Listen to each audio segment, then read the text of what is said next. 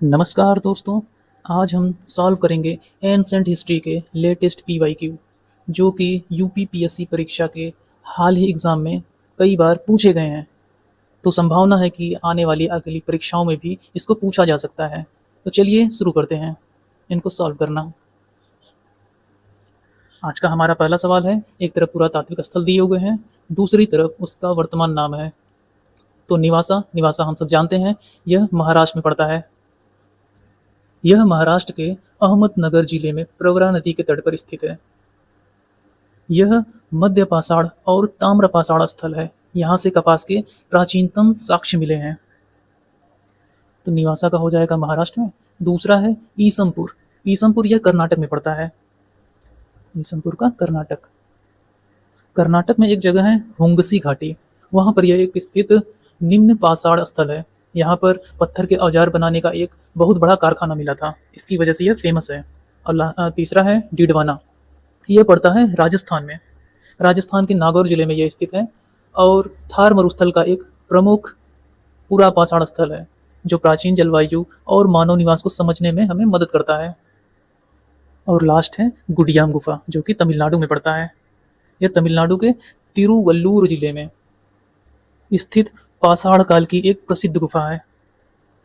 तो हमारा ए का 3, बी का 4, ए और सी दोनों दिया हुआ है, सी का 1, ये जो है कि ऑप्शन नंबर सी में दिया हुआ है। तो हमारा सी वाला ऑप्शन सही हो जा रहा है। इसका ये डिस्क्रिप्शन आप देख सकते हैं। आइए थोड़ा सा गहराई से इसके बारे में और चर्चा करते हैं। भीमबेटका, इसके बारे में कई बार एग्जाम में पूछा गया है। तो भीमबेटका जो है कि ये मध्य प्रदेश में पड़ता है। यह अपने रॉक शेल्टर और आदि मानव द्वारा बनाई गई प्राचीन शैल चित्रकारी, जिसे रॉक पेंटिंग कहते हैं, पत्थरों पर जो पेंटिंग की जाती है, इसके लिए बहुत फेमस है। भीमबेटका मध्य प्रदेश। अगला है कुरनूल गुफाएं, यह आंध्र प्रदेश में पड़ता है। यहाँ से राख के अवशेष मिले हैं। इसका मतलब है कि उस समय के लोग आग को नियंत्रित करना सीख चुके थे, तभी ना घर के अंदर वो आग जलाएंगे ठंड से बचने के लिए, और उसका उपयोग खाना बनाने के लिए भी कर सकते थे। अगला है मेहरगढ़, यह पड़ता है बलूचिस्तान, पाकिस्तान के अंदर।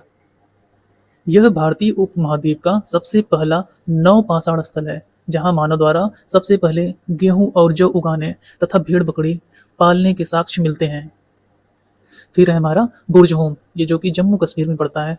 यहाँ के लोग ठंड से बचने के लिए गर्त आवास, मतलब कि जमीन के नीचे गड्ढा बनाकर रहते थे। यहाँ कब्रों में मालिक के साथ उसके पालतू कुत्ते भी दफना दिए जाते थे। इन सबका यहाँ साक्ष्य मिला है। बुर्जहोम जम्मू कश्मीर। फिर है कुलडीहवा, यह उत्तर प्रदेश में पड़ता है। यह बेलन नदी घाटी जो कि प्रयागराज के पास है, यहाँ पर स्थित है। यह नवपाषाण कालीन स्थल है जहाँ पर पूरे विश्व में धान चावल की खेती के लिए प्राचीनतम साक्ष्य प्राप्त हुए हैं। फिर आता है चिरांद, यह पड़ता है बिहार में। यह गंगा नदी के पास स्थित एक नवपाषाण कालीन स्थल है जहाँ से असाधारण रूप से बड़ी संख्या में हड्डियों से बने औजार और उपकरण, विशेषकर हिरण के सींगों के, मिले हैं। फिर आता है इमाम गांव, इनाम गांव, यह पड़ता है महाराष्ट्र में। भीमा की सहायक घोड़ नदी के किनारे स्थित ताम्रपाषाण काल की एक बहुत बड़ी और व्यवस्थित बस्ती। यहाँ मृत वयस्कों को घर के आंगन में उत्तर दक्षिण दिशा में दफनाया जाता था। तो इनाम गांव जब नाम आए तो महाराष्ट्र याद रखे रहिएगा, ये महाराष्ट्र में पड़ता है। और फिर लास्ट में है दावजली हेडिंग, यह पड़ता है असम में। यह ब्रह्मपुत्र की घाटी की पहाड़ियों पर स्थित है। यह नवपाषाण स्थल है। यहाँ से मूसल खरल जैसे पत्थर का उपयोग और चीन से आया हुआ प्रसिद्ध जेडाइट पत्थर मिला है। तो अगर पूछा जाए जेडाइट पत्थर कहाँ से मिला है, तो आप बता सकते हैं दाऊजली से मिला है, जो कि असम में है। बढ़ते हैं अगले सवाल की ओर। अगला सवाल कहा है कि निम्नलिखित में से कौन हड़प्पा संस्कृति के पूर्वी सीमांत का निर्धारण करता है। तो हमारा जो हड़प्पा सभ्यता का भौगोलिक विस्तार है वह कुछ इस तरीके से है। यहाँ पूर्व में जो है कि आलमगीरपुर जो कि उत्तर प्रदेश में पड़ता है, और उत्तर में मांडा जो कि जम्मू कश्मीर में पड़ता है। दक्षिण में है दैमाबाद, ये जो है कि महाराष्ट्र में पड़ता है। और पश्चिम है सुतका गेंडोर, सुतका गेंडोर जो कि पड़ता है पाकिस्तान में। क्वेश्चन में पूछा है कि पूर्वी सीमांत का निर्धारण करता है, तो यहाँ पर आलमगीरपुर जो है कि ऑप्शन नंबर सी में हमें दिखाई दे रहा है, जो कि पूरब में है। तो हमारा सी आलमगीरपुर सही हो जा रहा है। बाकी ये जो मांडा जम्मू कश्मीर में है, जो कि उत्तरी सीमा है हड़प्पा सभ्यता की, यह चेनाब नदी के किनारे स्थित है। तो चेनाब नदी इसको याद रखे रहिएगा। और दक्षिण में जो दैमाबाद महाराष्ट्र में है, ये प्रवरा गोदावरी नदी के किनारे पर स्थित है। प्रवरा गोदावरी नदी। और पूर्व में आलमगीरपुर जो उत्तर प्रदेश में है, ये हिंडन नदी के किनारे है। किस चीज़ के किनारे? हिंडन नदी के किनारे। और जो पश्चिम सीमा सुतका गेंडोर बलूचिस्तान पाकिस्तान में है, ये दास्क नदी के किनारे है। किसके किनारे? दास्क नदी के किनारे है। बढ़ते हैं आगे। ये इसका डिस्क्रिप्शन दिया हुआ है। ये थोड़ा सा इंपॉर्टेंट फैक्ट है, इसको भी देख लेते हैं हम लोग। राखीगढ़ी, यह हिसार हरियाणा में पड़ता है। यह भारत में स्थित हड़प्पा सभ्यता का सबसे बड़ा भौगोलिक स्थल है। यहाँ से अन्नागार और रक्षा प्राचीर के साक्ष्य मिले हैं। फिर है हड़प्पा, जो कि पंजाब पाकिस्तान में पड़ता है। इस सभ्यता को खोजा गया था सबसे पहले 1921 में दयाराम साहनी द्वारा। यहाँ से R37 कब्रिस्तान, जो बहुत ही फेमस है, कई एग्जाम में पूछा जा चुका है। और शंख का बना बैल मिला है। तो पूछा जाए शंख का बना हुआ बैल कहाँ मिला है, तो ये हड़प्पा मिला है। फिर आता है मोहनजोदाड़ो, यह सिंध पाकिस्तान का क्षेत्र में पड़ता है। मोहनजोदाड़ो का अर्थ है कि मृतकों का टीला। यहाँ से विशाल स्नानागार, कांस्य की नर्तक की मूर्ति और दाढ़ी वाले पुरोहित की मूर्ति मिली है। ये भी कई बार एग्जाम में पूछा जा चुका है। अगला है लोथल, यह अहमदाबाद गुजरात में पड़ता है। भोगवा नदी किनारे स्थित है। यह हड़प्पा काल के प्रमुख बंदरगाह हैं। यहाँ से हाथी दांत का पैमाना और युगल समाधान मिले हैं। फिर है कालीबंगा, ये पड़ता है हनुमानगढ़ राजस्थान में। कालीबंगा का अर्थ है कि काले रंग की चूड़ियाँ। यहाँ से जूते हुए खेत के साक्ष्य, अग्निकुंड, हवन कुंड और भूकंप के प्राचीनतम साक्ष्य मिले हैं। फिर है धौलावीरा, यह कच्छ गुजरात क्षेत्र में पड़ता है। यह नगर 3 भागों, किला, मध्य नगर और निचला नगर, इन 3 में विभाजित था। यहाँ से उन्नत जल प्रबंधन प्रणाली और एक बड़ा साइन बोर्ड मिला है। फिर है चहुंदड़ो, यह सिंध पाकिस्तान में पड़ता है। यह एकमात्र शहरी क्षेत्र था जो पूरी तरह दुर्ग रहित था। यहाँ से मनके बनाने का कारखाना और लिपस्टिक के साक्ष्य मिले हैं। कहाँ से? चन्हूदड़ो से। फिर लास्ट है बनावली, यह पड़ता है फतेहाबाद हरियाणा में। यहाँ से उत्तम किस्म की जौ और मिट्टी का बना हुआ खिलौना हल मिला है। यहाँ जल निकास प्रणाली का अभाव था।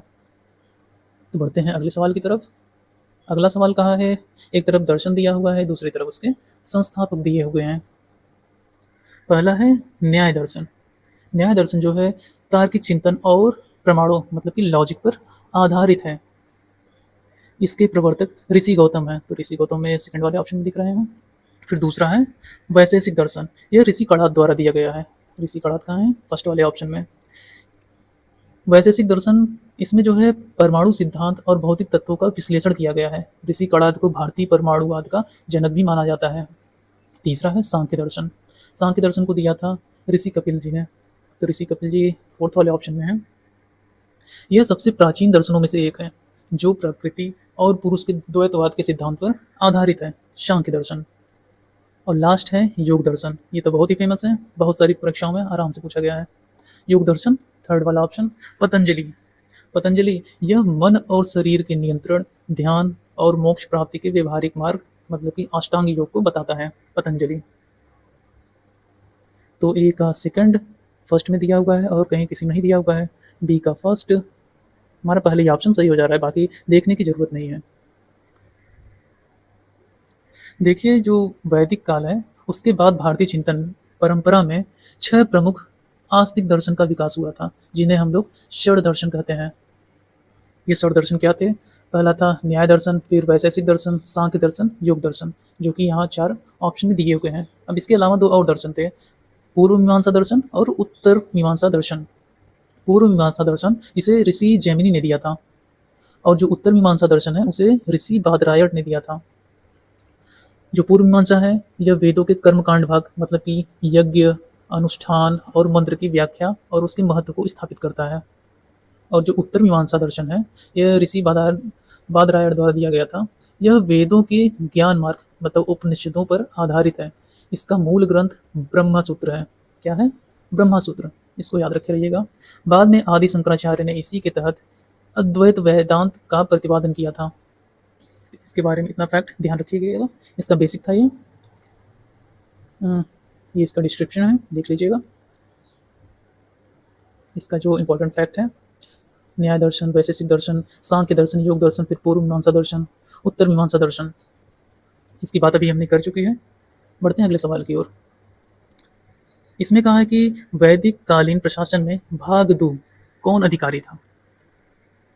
तो आपको बता दें कि ये जो भाग है, भाग का अर्थ होता था टैक्स। भाग मतलब टैक्स, और जो दू है, दू का अर्थ होता था कलेक्ट करने वाला या फिर दोहन करने वाला या एकत्र करने वाला। इसलिए भागदू वह अधिकारी था जो प्रजा से कर या राजस्व वसूल करके राजकोष में जमा करता था। तो ऐसा कौन सा ऑप्शन में दिख रहा है? पहला जंगलों का प्रधान अधिकारी, दूसरा राजस्व को जमा करने वाला अधिकारी। तो अभी मैंने बताया ये राजस्व को जमा करने का काम करता था, जिसे भागदू कहते थे। तो हमारा दूसरा वाला ऑप्शन सही हो जा रहा है। बाकी के ऑप्शन को देख लेते हैं। जो जंगल का प्रधान अधिकारी होता था उसे कहते थे गोवी कर्तन। क्या कहते थे? गोवी कर्तन, जंगल के प्रधान अधिकारी को। और समाचार पहुंचाने वाले दूत को हम लोग कहते थे, मतलब उत्तर वैदिक काल में जो समाचार पहुंचाने वाला दूत था उसे पालगल कहते थे। क्या कहते थे? पालगल। और जुवा विभाग का जो प्रधान अधिकारी होता था, या फिर पासा कह लें, पासा या जुवा विभाग का अधिकारी, उसे अक्षवाप कहते थे। अक्षवाप। उत्तर वैदिक काल में राजा की सहायता के लिए प्रशासनिक अधिकारियों का एक समूह होता था जिन्हें रत्नीन कहा जाता था। शतपथ ब्राह्मण में 12 प्रकार के रत्नियों का उल्लेख मिलता है। रत्नियों का अर्थ होता है कि रत्न धारण करने वाले, मतलब जो शासन के रत्न होते हैं, उच्च अधिकारी लोग जो राजा को उसकी सत्ता चलाने में सहायता करते हैं। तो वो 12 रत्न क्या हैं? आइए देखते हैं। पहला है पुरोहित। यह राजा का मुख्य सलाहकार और धार्मिक मामलों का प्रधान होता था। दूसरा है सेनानी। यह सेना का सर्वोच्च प्रधान या सेनापति होता था। तीसरा है सूत। यह राजा का सारथी और दरबारी कवि या फिर इतिहासकार होता था। फिर है युवराज, मतलब कि राजा का पुत्र और भविष्य में जो इसका राज्य का उत्तराधिकारी होगा, भावी उत्तराधिकारी। महिषी। यह राजा की पटनारी या फिर मुख्य रानी होती थी जिनका प्रशासनिक व धार्मिक महत्व होता था। छठा है भागदूह, जो क्वेश्चन में था राजस्व एकत्र करने वाला, मतलब कि टैक्स कलेक्टर। फिर सातवां है संग्रहित्री। यह राजकोष का प्रभारी या राजकोष कोषाध्यक्ष होता था। ध्यान रहे ये भागदू अलग है, संग्रहित्री अलग है। भागदू जो है कि टैक्स को कलेक्ट करता था, उसके बाद ये जमा करता था राजकोष में। और संग्रहित्री जो है कि राजकोष का अधिकारी होता था। मतलब कि अगर यहाँ से जब पैसा निकालना होगा तब संग्रहित्री का मेन रोल होगा, और जब यहाँ पे पैसा डालना होगा, कलेक्ट करना होगा, तो यहाँ पर भागदू का मेन रोल होगा। अगला है अक्षवाप। अक्षवाप क्या है? पासा या फिर जुआ विभाग का प्रधान होता था। यह आय व्यय का लेखा भी रखने वाला होता था। फिर है छत्ता। यह प्रतिहारी राजप्रसाद महल का रक्षक या फिर गेट कीपर होता था। छत्ता मतलब गेट कीपर। 10वां है गोवी कर्तन। यह वन विभाग का प्रधान होता था। राजा का शिकार में साथ देने वाला अधिकारी होता था। फिर 11वां है पालागल। राज का मित्र, विदूषक या फिर संदेशवाहक होता था, जिसे मैसेंजर भी बोलते हैं। लास्ट है ग्रामणी। गांव का मुखिया या फिर ग्राम स्तर का प्रशासनिक सैनिक अधिकारी होता था। तो ये थे 12 मुख्य रत्न। यह सब उत्तर वैदिक काल के समय की बात है। अगला सवाल है, महात्मा बुद्ध ने कपिल वस्तु से राजगृह लौटते समय अनुपीय नामक स्थान पर किसको बौद्ध धर्म में दीक्षित नहीं किया था? ध्यान रखें, किसे नहीं किया था। ध्यान रहे ये जो अनुपीय स्थान है ये बहुत ही खास है। ज्ञान प्राप्ति के बाद जब महात्मा बुद्ध पहली बार अपने राजगृह कपिल वस्तु गए तो वहां से लौटते समय मल्ल गणराज के अनुपीय नामक आम्रकुंज में ठहरे थे। आम्रकुंज मतलब होता है मैंगो ग्रेव, मतलब कि आम का जो बगीचा होता था, वहां पर ठहरे थे। यहाँ पर कपिल वस्तु के कई शाक के राजकुमार और उनके सहयोगियों ने बौद्ध संघ की दीक्षा ली थी। इनमें उपाली, भद्रिक, देवदत्त, अनिरुद्ध और आनंद प्रमुख थे। इन सभी को अनुपी में ही दीक्षित किया गया था। तो ये उपाली, भद्रिक, देवदत्त ये सब तो नहीं थे। अब बचे ये अमरपाली। अमरपाली यह वैशाली की प्रमुख प्रसिद्ध नगर वधु थी। इसने महात्मा बुद्ध को वैशाली में अपने आम्रकुंज में आमंत्रित किया था और वहीं पर बौद्ध धर्म की दीक्षा ली थी, न कि अनुपी स्थान पर लिया था। तो अमरपाली ने जो है कि ये वैशाली में अपना दीक्षा लिया था। बाद में उसने अपना आम्रकुंज बौद्ध संघ को दान कर दिया था अम्रपाली ने। ये इसका डिस्क्रिप्शन है। इसमें जो ये उपाली थे वो एक नायक थे, भाद्रिक जो थे ये शाक के राजा थे, और जो देवदत्त थे ये बुद्ध का चचेरा भाई था। उसके अलावा अनिरुद्ध और आनंद प्रमुख थे इसमें। बढ़ते हैं अगले सवाल की ओर। यहाँ पर कुछ इंपॉर्टेंट फैक्ट दिए हुए हैं, इसको थोड़ा हम लोग देख लेते हैं। एक तरफ व्यक्ति घटना दीक्षा का स्थान दिया हुआ है, दूसरी तरफ एनसीईआरटी संबंधित इंपॉर्टेंट फैक्ट दिए हुए हैं। तो अमरपाली अभी जिसकी हमने बात की, यह वैशाली की प्रमुख प्रसिद्ध नगर वधु, जिसने महात्मा बुद्ध के उपदेश से प्रभावित होकर वैशाली में बौद्ध धर्म अपनाया और अपना विख्यात आम्रकुंज संघ को दान दे दिया था। अभी हमने इनकी बात कर ली। उपाली जो थे, अनुपीय आम्रकुंज में इनको दीक्षा मिली थी। कपिल वस्तु के सांख्य राजकुमार का नाई, जिसने अनुपी में दीक्षा ली, यह बौद्ध संघ का अत्यंत महत्वपूर्ण भिक्षु बना और प्रथम बौद्ध संगति में विनय पिटक का संकलन इसी ने किया। फिर है अगला देवदत्त, इन्हें भी अनुपीय कुंड में दीक्षा मिली थी। महात्मा बुद्ध का चचेरा भाई, जिसने अनुपी में दक्षिण दीक्षा ली थी। ये सारी बातें हो गई। भाद्रिक भी इनका भी हो गया। आगे हैं आनंद, इन्होंने महात्मा बुद्ध का सबसे प्रिय और निकटतम शिष्य माना जाता है। इसी के अनुरोध पर बुद्ध ने वैशाली में महिलाओं को बौद्ध संघ में प्रवेश की अनुमति दी थी। प्रथम संगति में इसने सुत पिटक का संकलन किया था। आगे गौतमी प्रजापति, यह महात्मा बुद्ध की मौसी और विमाता, जो बौद्ध संघ में शामिल होने वाली सर्वप्रथम महिला भिक्षुणी बनी थी। आगे है तपस्वी और भल्लिक, जिन्हें बोधगया में शिक्षा मिली थी। ज्ञान प्राप्ति के तुरंत बाद बोधगया में बुद्ध के संपर्क में आने वाले दो बंजारे व्यापारी, जो बौद्ध धर्म के सर्वप्रथम शूद्र अनुयायी या फिर उपासक बने, कौंडिन्य और 4 अन्य ब्राह्मण, इन्हें भी सारनाथ में दीक्षा मिली थी। बुद्ध ने ज्ञान प्राप्ति के बाद अपना प्रथम उपदेश सारनाथ के ऋषि पत्तन में इन्हीं 5 ब्राह्मणों को देकर दीक्षित किया था। फिर है बिंबिसार, जिनको राजगृह में दिया था। मगध का हर्यक वंशीय राजा, जो बुद्ध का समकालीन और महान संरक्षक था, इसने राजगृह में बौद्ध संघ के निवास के लिए वेणुवन विहार दान में दिया था। वेणुवन विहार किसने दान दिया था? तो बिंबिसार ने। ध्यान रखे रहिएगा। अगला है प्रसेनजित, जो कि श्रावस्ती में पड़ता है। कौशल मतलब श्रावस्ती में दीक्षा मिली थी। कौशल महाजनपद का राजा, जो बुद्ध का समकालीन था। बुद्ध ने अपने जीवन के सर्वाधिक उपदेश और वर्षावस कौशल की राजधानी श्रावस्ती में ही बिताए थे। अगला है अनाथ पिंडक, जिन्हें श्रावस्ती में दीक्षा मिली थी। श्रावस्ती का एक अत्यंत समृद्ध व्यापारी सुदत्त, जिसने राजकुमार जेत से सोने के सिक्कों में जमीन खरीदकर बौद्ध संघ को सुप्रसिद्ध जेतवर विहार दान कर दिया था। फिर लास्ट में है महाप्रजापति गौतमी की पुत्री सुंदरी। इन्होंने बौद्ध ग्रंथ के अनुसार शाक परिवार की वह महिला थी, जिसने अपनी माता के पदचिन्हों पर चलते हुए संघ में प्रवेश किया और अरहत पद प्राप्त किया। तो ये था कुछ इंपॉर्टेंट फैक्ट। अगला क्वेश्चन कह रहा है कि किस अभिलेख में अशोक धर्माशोक के नाम से वर्णित हैं? तो कन्नौज के गढ़वाल राजा गोविंद चंद की रानी कुमार देवी के सारनाथ अभिलेख, इसमें जो है अशोक को धर्माशोक कहा गया है। इस अभिलेख में जेतवन विहार के बौद्ध भिक्षुओं को दिए गए दान का वर्णन मिलता है। तो कुमार देवी का सारनाथ अभिलेख ऑप्शन नंबर ए में दिखाई दे रहा है, तो हमारा ए ऑप्शन सही हो जा रहा है। बाकी ये जो अशोक का 13वां अभिलेख है, इसमें कलिंग युद्ध, जो कि 261 ईसा पूर्व में हुआ था, इसका वर्णन है और 5 यमन राजाओं का भी यहाँ पर नाम मिलता है।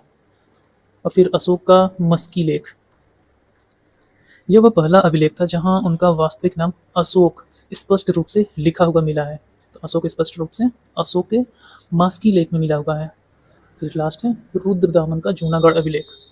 यहाँ पर यह संस्कृत भाषा का पहला बड़ा अभिलेख है। इसमें सुदर्शन झील के इतिहास के साथ साथ चंद्रगुप्त मौर्य और अशोक दोनों के नाम एक साथ मिलते हैं। ये बात ध्यान रखिएगा। रुद्रदामन का जूनागढ़ अभिलेख में चंद्रगुप्त मौर्य और अशोक दोनों के नाम एक साथ मिलते हैं। ये इसका डिस्क्रिप्शन है, थोड़ा सा इंपॉर्टेंट फैक्ट है, देख लेते हैं इसे भी। एक तरफ शिलालेख का नाम दिया हुआ है, अभिलेख का नाम दिया हुआ है, दूसरी तरफ उससे संबंधित कुछ फैक्ट दिए हुए हैं। तो कुमार देवी का शिलालेख, इसे उत्तर मध्यकालीन अभिलेख में सम्राट अशोक को बौद्ध धर्म के महान संरक्षक बताते हुए धर्माशोक नाम से संबोधित किया गया है। दूसरा है मस्की गुर्जरा नेतूर उडेगोलम लेख, इन लघु शिलालेखों में सम्राट का वास्तविक नाम अशोक मिलता है। इससे पहले उन्हें केवल उपाधियों से जाना जाता था। कुमार देवी के बाद इन सभी का नाम यहाँ पर आता है। फिर है रुद्रदामन का जूनागढ़ अभिलेख, जो कि गुजरात में पड़ता है। शक शासक का संस्कृत अभिलेख, इसमें सुदर्शन झील का निर्माण और पुनर्निर्माण की जानकारी मिलती है, तथा चंद्रगुप्त मौर्य एवं अशोक दोनों का नाम यहाँ पर दर्ज है। भाब्रू शिलालेख, यह राजस्थान में पड़ता है। इस अभिलेख में अशोक स्वयं को पियदस्की लाजा मागधे, मतलब कि मगध के राजा प्रियदर्शी कहते हैं, और बौद्ध धर्म के त्रिरत्न बुद्ध धम्म संघ के प्रति आस्था व्यक्त करते हैं। फिर है कलिंग, जो कि धौली और जौगढ़ शिलालेख के नाम से हम लोग जानते हैं। इसमें अशोक का प्रसिद्ध कथन है, सवे मुनसे पजाममा, मतलब सभी मनुष्य मेरी संतान हैं। यहाँ कलिंग युद्ध के बाद इसके प्रशासन सुधारों का वर्णन मिलता है। फिर है 13वां बृहद शिलालेख, मौर्य इतिहास का सबसे महत्वपूर्ण लेख है। इसमें कलिंग युद्ध के हृदय विदारक दृश्य, अशोक के हृदय परिवर्तन और 5 यूनानी यवन राजाओं के साथ कूटनीतिक संबंधों का उल्लेख है। फिर है रुमिनदेई स्तंभलेख, जो कि नेपाल के तराई क्षेत्र में है।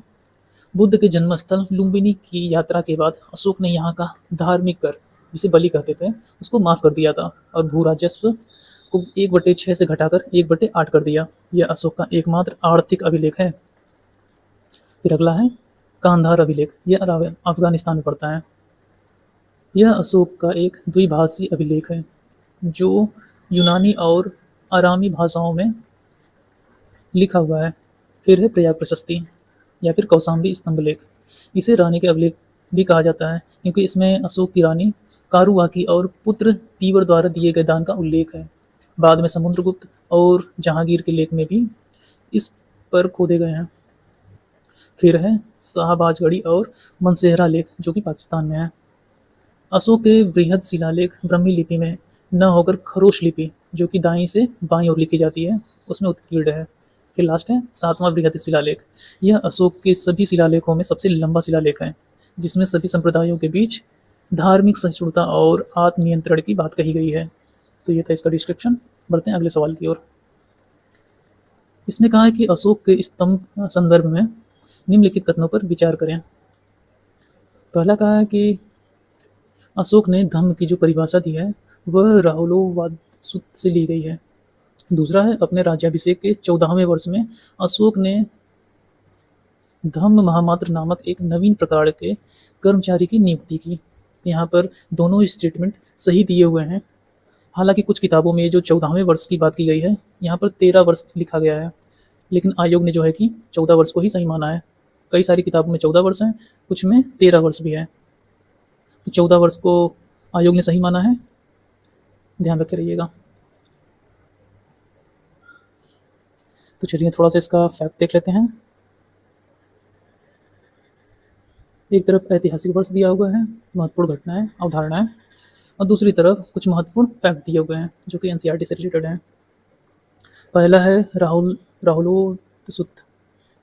ये बौद्ध ग्रंथ का वह हिस्सा जहाँ से अशोक के धम्म की परिभाषा ली गई है। इससे गृहस्थों के लिए अनुशासन भी कहा जाता है। दूसरा है राज्याभिषेक का 8वां वर्ष, मतलब कि 261 ईसा पूर्व। सम्राट अशोक ने अपने शासन के इस वर्ष में कलिंग पर आक्रमण किया था, जिसका भयानक नरसंहार देखकर उनका हृदय परिवर्तित हुआ था। फिर यह है 10वां वर्ष। इसमें अशोक ने अपनी प्रसिद्ध धम्म यात्राओं की शुरुआत की और सर्वप्रथम बोध गया की यात्रा की थी। फिर है राज्याभिषेक का 12वां वर्ष। आजीविक संप्रदाय के भिक्षुओं के निवास के लिए गया, मतलब बिहार की बराबर पहाड़ियों में गुफाओं जैसे सुदामा और कर्णचौपार का निर्माण करवाया था। फिर है राज्याभिषेक का 13वां वर्ष। समाज में नैतिक मूल्यों को बढ़ावा देने और धम्म के प्रसार के लिए धम्म महामात्र नामक नए अधिकारियों की नियुक्ति की थी 13वें वर्ष में। फिर है 20वां वर्ष। अशोक ने बुद्ध के जन्मस्थल लुम्बिनी की यात्रा की और वहाँ के लोगों को धार्मिक कर, जिसे बलि बोलते हैं, पूरी तरफ माफ कर दिया था। धम्म का स्वरूप। अशोक का धम्म कोई नया धर्म या फिर संप्रदाय नहीं था, बल्कि यह सभी धर्मों के लोगों के लिए एक नैतिक आचार संहिता था, मतलब मोरल कोड ऑफ कंडक्ट। धम्म महामात्र के कार्य। इनका मुख्य कार्य विभिन्न धार्मिक संप्रदायों के बीच सामंजस्य बिठाना, जेल में बंद कैदियों के परिवार की मदद करना और धम्म का प्रचार करना था। फिर है राजुक। राजुक क्या था? अशोक के समय बहुत ही महत्वपूर्ण अधिकारी था, जिन्हें चौथे स्तंभ लेख के अनुसार ग्रामीण क्षेत्रों में न्यायिक और राजस्व दोनों शक्तियां प्राप्त थी। तो राजस्व और न्यायिक शक्तियां किसे प्राप्त थी? राजुक को। इंपॉर्टेंट है बहुत। प्रतिवेदक, गुप्तचर या विशेष संवाददाता, जिन्हें अशोक ने आदेश दे रखा था कि प्रजा की समस्याओं की सूचना राजा को हर समय और हर स्थान पर, चाहे राजा शयन कक्ष में ही क्यों न हो, दे सकते हैं। फिर है युद्ध। मौर्य प्रशासन के जिला स्तर के कनिष्ठ अधिकारी, जो मुख्य रूप से राजस्व वसूलने और लेखा जोखा रखने का कार्य करते थे, इसे युद्ध बोलते थे। फिर लास्ट है तीसरी बौद्ध संहिता पाटलिपुत्र। अशोक के शासनकाल में मुगलिपुत्र तिस्य की अध्यक्षता में आयोजित हुई। इसमें बौद्ध संघ के नियमों का कड़ा किया गया और अधिधम्म पिटक का संकलन हुआ था। तो ये थे कुछ फैक्ट। बढ़ते हैं अगले सवाल की ओर। अगला है प्राचीन काल के भारत पर आक्रमणों के संबंध में निम्नलिखित में से कौन सा एक सही कालानुक्रम में है? तो जो मौर्य काल है उसके पतन के बाद भारत की उत्तर पश्चिम सीमांत पर राजनीतिक शून्यता आ गई थी, जिसका लाभ उठाकर कई विदेशी ताकतों ने क्रमबद्ध आक्रमण किए। इनका सही ऐतिहासिक क्रम याद रखने के लिए ISPK, इन अक्षर को आप याद रखेंगे तो अपने आप ही आ जाएगा। आई का मतलब है इंडो ग्रीक्स, यस मतलब शक से, पी से पल्लव, के से कुषाण, मतलब कि यूनानी, शक, पल्लव और कुषाण। इंडो ग्रीक मतलब यूनानी होता है, ध्यान रखे रहिएगा। तो यूनानी शुरुआत हमारा ए वाला भी हो रहा है, सी वाला भी हो रहा है। यस से शक दूसरे तीसरे वाले में दिखाई दे रहा है। फिर इसके बाद पल्लव किसी में नहीं है, फिर कुषाण जो कि हमें तीसरे वाले ऑप्शन में देखने को मिल रहा है। यूनानी, शक और कुषाण, तो हमारा तीसरा वाला ऑप्शन सही हो जा रहा है। तो यूनानी सबसे पहले आए थे दूसरी शताब्दी ईसा पूर्व में। इनमें सबसे प्रसिद्ध शासक मिनांडर, जिसे मिलिंद कहते हैं, यह था। और दूसरा जो आया था शक, यह यूनानियों के बाद शक ने भारत पर आक्रमण किया पहली शताब्दी ईसा पूर्व में। इनकी 5 शाखाएं थी और सबसे प्रसिद्ध राजा रुद्रदामन था। तो यूनानी ने जो है कि दूसरे ईसा पूर्व में किया था और शक ने जो है कि पहले ईसा पूर्व में आक्रमण किया था। इसके बाद पल्लव आके आक्रमण किए थे और पल्लव में सबसे प्रसिद्ध जो राजा था वो था गोंडोफर्नीस। गोंडोफर्नीस। उसके बाद फिर कुषाणों ने आक्रमण किया था। ये अंत में आए थे, ये पहली शताब्दी ईस्वी में ही आए थे। इस वंश का सबसे प्रतापी राजा जो था वो था कनिष्क। कनिष्क का सबसे प्रतापी राजा था। तो आइए थोड़ा सा डिस्क्रिप्शन देख लेते हैं इन सब का। ये इन सब की बात अभी हमने की है। थोड़ा सा एक्स्ट्रा फैक्ट है इसी के बारे में। ये जो यूनानी थे, इसमें जो मिनांडर, ये सबसे प्रसिद्ध शासक जिसने बौद्ध भिक्षु नागसेन से वाद विवाद के बाद बौद्ध धर्म अपनाया था, जो मिलिंद पन्नु ग्रंथ में दर्ज है। भारत में सबसे पहले सोने के सिक्के इसी ने जारी किए थे। किसने किए थे? मिलिंद, मिनांडर जिसे कहते हैं। फिर उसके बाद शक आए थे। रुद्रदामन प्रथम, सबसे प्रतापी शक राजा, जिसने गुजरात की सुदर्शन झील का जीर्णोद्धार करवाया और संस्कृत भाषा में पहला बड़ा अभिलेख, जूनागढ़ अभिलेख जारी किया। फिर आता है पल्लव। गोंडोफर्नीस, इसके शासनकाल में प्रसिद्ध ईसाई धर्म प्रचारक सेंट थॉमस भारत आए थे। इनका प्रभाव मुख्य रूप से उत्तर पश्चिम भारत तक ही सीमित था। फिर लास्ट में कुषाण आए थे। क्वेश्चन के हिसाब से कनिष्क कुषाण वंश का महानतम राजा, जिसने 78 ईस्वी में संवत चलाया था। तो संवत किसने चलाया था? कनिष्क ने। इसी के समय कश्मीर के कुंडल वन में चौथी बौद्ध संहिता आयोजित हुई थी और भारत में बड़े पैमाने पर शुद्ध सोने के सिक्के जारी किए गए थे। तो बढ़ते हैं अगले सवाल की तरफ।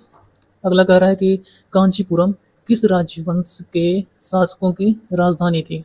कांचीपुरम, तो पल्लवों की राजधानी कांचीपुरम थी, जो कि तमिलनाडु में पड़ता है। यह राजवंश अपनी स्थापत्य कला जैसे महाबलीपुरम के रथ मंदिर और शिक्षा के केंद्र के रूप में प्रसिद्ध था। तो हमारा पल्लव राजवंश ऑप्शन नंबर बी में दिखाई दे रहा है, तो हमारा बी वाला ऑप्शन सही हो जा रहा है। बाकी के ऑप्शन को देख लेते हैं। पहला जो पांड्या है, इनकी राजधानी मदुरै थी, मदुरै, जो तमिल संगम साहित्यों का मुख्य केंद्र था। फिर है चेर, इनकी राजधानी वंजी थी, जिसे करूर भी कहते हैं। यह मुख्य रूप से आधुनिक केरल क्षेत्र में स्थित है। और फिर है लास्ट में चोल। चोल जो है प्राचीन चोलों की राजधानी उरैयूर थी। क्या थी? उरैयूर। उरैयूर, अजीब अजीब सा नाम है। लेकिन मध्यकालीन शक्तिशाली चोल साम्राज्य की मुख्य राजधानी तंजावुर, जिसे तंजौर भी कहते हैं, यह थी। बढ़ते हैं अगले सवाल की ओर। ये इसका डिस्क्रिप्शन है। देखिए थोड़ा सा इसका भी कुछ इंपॉर्टेंट फैक्ट है, देख लेते हैं। एक तरफ डेनेस्टी दी हुई है, दूसरी तरफ राजधानी और उसका कुछ इंपॉर्टेंट पॉइंट दिया हुआ है। तो ये जो पल्लव वंश है, ये शिक्षा और संस्कृति का बड़ा केंद्र था।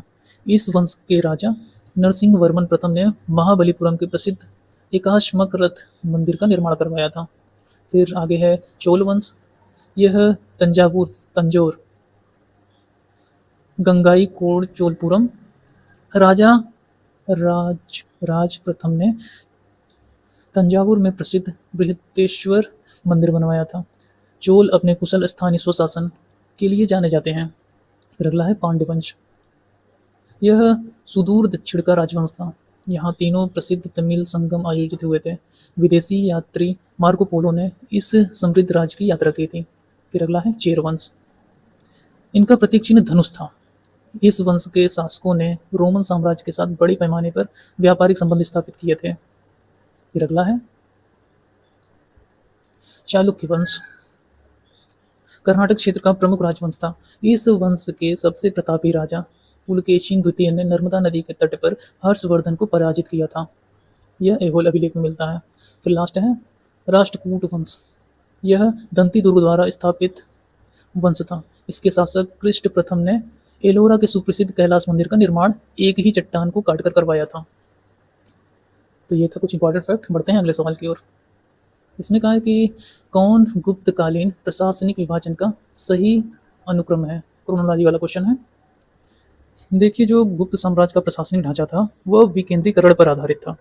साम्राज्य को सुचारू रूप से चलाने के लिए उसे ऊपर से नीचे के क्रम में कई छोटी इकाइयों में बांटा गया था। पहला था साम्राज्य, सबसे बड़ा जो था साम्राज्य था, जिसे देश या राज्य भी कहते हैं। यह सबसे बड़ी इकाई थी। इसका प्रमुख को गोप्ता कहा जाता था। जो साम्राज्य का प्रमुख था उसे गोपता। उसके बाद फिर आता है भुक्ति, जिसे प्रांत या सूबा भी कहते हैं। दूसरा आता है भुक्ति, मतलब कि आज के समय का जो स्टेट है, जैसे उत्तर प्रदेश है, बिहार है, इस तरीके से जो साम्राज्य आज के समय से समझ सकते हैं, जैसे भारत है, ये एक तरीके का साम्राज्य है। उसके बाद इसके अंदर जो भुक्ता है, मतलब जो स्टेट है, उसी को भुक्ता बोल रहे हैं। भारत को इसे स्टेट में बांटा गया है, वैसे ही साम्राज्य को भुक्ता में बांटा गया था। फिर उसके बाद आता है विषय। विषय मतलब जैसे उत्तर प्रदेश है, ये एक भुक्ता है, मतलब स्टेट है। इसको बहुत सारे जिलों में बांटा गया है। वैसे ही उस समय जो भुक्ता था उसे बहुत सारे विषय में बांटे गए थे, उसको बोलते हैं विषय। और फिर विषय को भी कई भागों में बांटते थे, उससे बोलते थे विधि। विधि जैसे आज के समय में अनुभाग होता है या फिर तहसीलें होती हैं, एक जिले में कई तहसील होती हैं, उसी तरीके से ये विधि था आज के समय का तहसील। और फिर उसको भी कई भागों में बांटते थे, उसको बोलते थे ग्राम। जैसे आज के समय में गांव है, वैसे ही उस समय ग्राम था। तो जो साम्राज्य था, इसका जो प्रमुख था, इसे तो गोप्ता बोलते थे। और जो भुक्ति या प्रांत होता था, तो आज के समय में जैसे राज्यपाल या गवर्नर हैं, उस समय ऊपरिक था। क्या था? ऊपरिक। ऊपरिक बोलते थे, जैसे आज के समय राज्यपाल, उस समय ऊपरिक। और फिर है जो विषय, आज के समय का जिला, और इसके प्रधान को विषपति बोलते थे। विषय के प्रधान को विषयपति। और फिर आता है विधि, मतलब तहसील। यह कई गांवों का समूह होता था। और फिर आता है लास्ट में ग्राम। ये प्रशासन की सबसे छोटी इकाई थी और इसके प्रधान को ग्रामिक या फिर महत्तर कहा जाता था। क्या कहा जाता था? महत्तर। ये ग्राम है, इसको महत्तर बोलते थे इसके प्रधान को। तो सबसे पहले साम्राज्य, साम्राज्य किसी में नहीं दिया। फिर उसके बाद भुक्ति है, भुक्ति ए वाले ऑप्शन में दिया हुआ है, बाकी किसी में नहीं दिया हुआ है। तो हमारा फिर उसके बाद विषय है, विषय है विधि, विधि, ग्राम, ग्राम। इसमें सिर्फ ये साम्राज्य अगर जोड़ता तो पूरा कंप्लीट हो जाता। तो यहाँ हमारा पहला वाला ऑप्शन जो है कि सही हो जा रहा है। ये इसका डिस्क्रिप्शन है, कुछ इंपॉर्टेंट फैक्ट हैं, देख लेते हैं इसे भी। भुक्ति या प्रांत, जिसकी अभी हमने बात की थी, यह इसका प्रमुख ऊपरिक था। भुक्ति, जिसे प्रांत या सूबा कहते हैं, इसका प्रमुख ऊपरिक था। यह आमतौर पर राजकुमार या राज परिवार के विश्वसनीय व्यक्तियों को दिया जाता था। फिर आगे है विषय, जिसे जिला आज के समय से समझ सकते हैं। इसके प्रधान को बोलते थे विषपति। जिले का मुख्य प्रशासनिक अधिकारी, इसकी सहायता के लिए नगर परिषद होते थे। तीसरा है विधि, मतलब तहसील या फिर तालुका। इसके प्रमुख जो थे उसे विधि बोलते थे, विधि महत्तर। यह विषय और ग्राम के बीच की एक स्थानीय उपशाखा होते थे। और फिर है पेड़ या फिर गांव का समूह, पेड़ प्रमुख। यह कई छोटे गांवों को मिलाकर बनाई जाती थी। और फिर लास्ट में गांव था, यह सबसे छोटी इकाई होती थी। इसका प्रमुख ग्रामिक या महत्तर होता था। ग्रामिक ग्रामीण प्रशासन का सर्वोच्च व्यक्ति था, जिसकी सहायता पंचम मंडलीय करती थी। कौन करती थी? पंचमंडली। तो ये था इसका फैक्ट। इसमें पूछा है कि कोणार्क सूर्य मंदिर के संदर्भ में निम्नलिखित कथनों पर विचार करें। इसे ब्लैक पैगोडा भी कहा जाता है। दूसरा है कि इसका निर्माण राजा नरसिंहदेव प्रथम ने करवाया था। और तीसरा कह रहा है यह यूनेस्को का एक विश्व धरोहर स्थल है। तो आपको बता दें ये सारे ही स्टेटमेंट सही दिए हुए हैं, तो हमारा जो डी वाला ऑप्शन सही हो जा रहा है। पहला कैसे सही है? इसे ब्लैक पैगोडा भी कहते थे। देखिए ये जो ब्लैक पैगोडा शब्द है, यह जब यूरोपीय लोग नाव से भारत की ओर आ रहे थे तो उन्हें दूर से ही ऊंचा मंदिर दिखाई देता था, जो कि काले रंग के पत्थर का बना हुआ था। तो ये जो ब्लैक पैगोडा शब्द है ये वहीं से आया था। पैगोडा मतलब मंदिर, वो लोग पैगोडा को, मतलब हमारे यहाँ जो मंदिर है उन्हें यहाँ वो लोग पैगोडा बोल देते हैं। तो जो ब्लैक कलर का पत्थर होता था उसे देखकर वो लोग कहते थे ये ब्लैक पैगोडा है, तो वहाँ से यह नाम फेमस हो गया था। और दूसरा है इसका निर्माण राजा नरसिंहदेव प्रथम ने करवाया था। तो हाँ, बिल्कुल इन्होंने नहीं करवाया था। इस अद्भुत मंदिर का निर्माण 13वीं शताब्दी में गंग वंश के राजा नरसिंहदेव प्रथम ने करवाया था। यह मंदिर एक विशाल रथ के आकार में बना है, जिसमें 24 पहिए हैं। कितने हैं? 24 पहिए और 7 घोड़े हैं। 24 पहिए और 7 घोड़े। और तीसरा कथन कह रहा है कि यह यूनेस्को का एक विश्व धरोहर स्थल है। तो जी हाँ, यह 1984 में यूनेस्को द्वारा इसे विश्व धरोहर स्थल घोषित कर दिया गया था। यह सांस्कृतिक और ऐतिहासिक महत्वता इसकी बहुत ज़्यादा इंपॉर्टेंट रखता है। तो सांस्कृतिक और ऐतिहासिक महत्ता को देखते हुए इसे 1984 में कब कराया गया था? 1984 में यूनेस्को द्वारा इसे विश्व धरोहर स्थल घोषित कर दिया गया था। तो इस हिसाब से हमारे तीनों ही स्टेटमेंट सही हो जा रहे हैं। ये इसका डिस्क्रिप्शन है, 1984 में कर दिया गया था। और ये 24 पहिए और 7 घोड़े की बात की गई है। और ब्लैक पैगोडा समुद्र किनारे स्थित होने के कारण इसे, इसके काले पत्थरों के उपयोग के कारण यूरोपीय नाविक द्वारा इसे ब्लैक पैगोडा कहा जाता था। तो वहाँ से यह नाम निकल कर आया है। तो चलिए थोड़ा सा और जो भारत में सूर्य मंदिर है और उसके स्थापत्य के बारे में जान लेते हैं। यह भी बहुत सारे एग्जाम में आज तक पूछा जा चुका है। उनमें से मुख्य रूप से ये जो 4 मंदिर हैं, जो एक उड़ीसा, गुजरात, जम्मू कश्मीर और उत्तराखंड में सूर्य मंदिर है, इसके बारे में बात कर लेते हैं। पहला है कोणार्क सूर्य मंदिर, जिसके बारे में अभी हमने बात की, जो कि नरसिंहदेव प्रथम द्वारा बनवाया गया था। यह गंग वंश के से संबंधित थे। इसे ब्लैक पैगोडा कहते थे। 1984 में यूनेस्को में इसको शामिल किया गया। कलिंग स्थापित शैली का एक उत्कृष्ट उदाहरण है। और फिर है दूसरा मोटेरा सूर्य मंदिर, जो कि गुजरात में पड़ता है। यह भीमदेव प्रथम, जो कि सोलंकी चालुक्य वंश से संबंधित है। यह मंदिर बिना छूने के केवल पत्थर को जोड़कर मारू गुर्जर शैली में बना है। कौन सी शैली बना है? मारू गुर्जर शैली में। इसके सामने एक विशाल सूर्य कुंड, जिसे बावड़ी कहते हैं, मतलब तालाब बना है। और तीसरा है मार्तंड सूर्य मंदिर। यह पड़ता है हमारा जम्मू कश्मीर के अंदर। यह ललितादित्य मुक्तापीठ, जो कि कारकोर वंश से संबंधित है, इनके समय का है। अनंतनाग में स्थित यह मध्यकालीन कश्मीर का एक अत्यंत भव्य और ऐतिहासिक सूर्य मंदिर है, जो अब भग्नावशेष के रूप में पड़ा है। और लास्ट है कटारमल सूर्य मंदिर। यह हमारा उत्तराखंड में पड़ता है। राजा कटारमल इससे संबंधित है। अल्मोड़ा में स्थित यह मंदिर कोणार्क के बाद उत्तर भारत के सबसे ऊंचे और प्रमुख सूर्य मंदिर में गिना जाता है। तो ये हमारा जो कुछ एक्स्ट्रा इंपॉर्टेंट सूर्य मंदिर है उसका नाम ध्यान रखे रहिएगा। बहुत सारे एग्जाम में आज तक पूछा जा चुका है। यूपीपीएससी के इससे भी पहले की परीक्षाओं में भी पूछा जा चुका है, इसलिए इसको याद रखना ज़्यादा इंपॉर्टेंट है। बढ़ते हैं अगले सवाल की ओर। 12वां नंबर कह रहा है कि मृच्छ कटिकम पुस्तक किसके द्वारा लिखी गई है? मृच्छ कटिकम, तो यह गुप्त काल के दौरान लिखा गया था, जिसे शूद्रक द्वारा लिखा गया था। यह एक प्रसिद्ध सांस्कृतिक नाटक है। क्या है? एक सांस्कृतिक नाटक। मृच्छ कटिकम का अर्थ होता है कि मिट्टी का खिलौना, मिट्टी का खिलौना गाड़ी। ठीक है। यह नाटक राजाओं और महलों की कहानियों से अलग उज्जैनी की एक गरीब ब्राह्मण परिवार, वहाँ के एक चारुदत्त थे, जो कि ब्राह्मण व्यापारी थे, और एक समृद्ध गणिका थी, उसका नाम वसंत सेना था। इन दोनों के प्रेम पर आधारित यह एक पुस्तक है। तो ध्यान रहे, यह ब्राह्मण व्यापारी चारुदत्त और समृद्ध गणिका वसंत सेना के प्रेम पर आधारित यह एक पुस्तक है। बाकी के विकल्प को देख लेते हैं। हमारा जो शूद्रक था, इस हिसाब से सही हो जा रहा है। शूद्रक ने जो है मृच्छ कटिकम पुस्तक की रचना की थी। अब ये जो बाणभट्ट दिए हुए हैं, ये राजा हर्षवर्धन के दरबारी कवि थे। इन्होंने हर्षचरित और कादंबरी की रचना की थी, हर्षचरित और कादंबरी की। अब फिर आते हैं कल्हड़। इन्होंने कश्मीर के इतिहास पर एक प्रसिद्ध ग्रंथ लिखा था, जिसका नाम है राज तरंगिणी। क्या नाम है? राज तरंगिणी। और तीसरे हैं विक्रमादित्य। यह गुप्त राजा चंद्रगुप्त द्वितीय की उपाधि थी, जिनके दरबार में कालिदास जैसे नवरत्न रहते थे। ये हो गए बाकी के ऑप्शन के बारे में। मृच्छ कटिकम शूद्रक ने लिखा है, ये इसका बेसिक है। चारुदत्त और वसंत सेना के प्रेम पर आधारित ये जो बृहस्पतिकम किताब है। कुछ और प्राचीन भारत के प्रमुख साहित्य और उनके लेखक के बारे में यहाँ पर दिया हुआ है। आइए इसको भी देख लेते हैं। काफ़ी सारा लेखक और उनकी कृतियाँ हैं।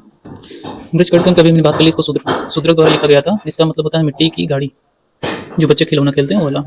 ये आम जनता और तत्कालीन समाज के यथार्थ को दिखाता है। और दूसरा है हर्षचरित कादम्बरी, इसके बारे में भी हमने बात की। यह बाणभट्ट द्वारा लिखा गया था।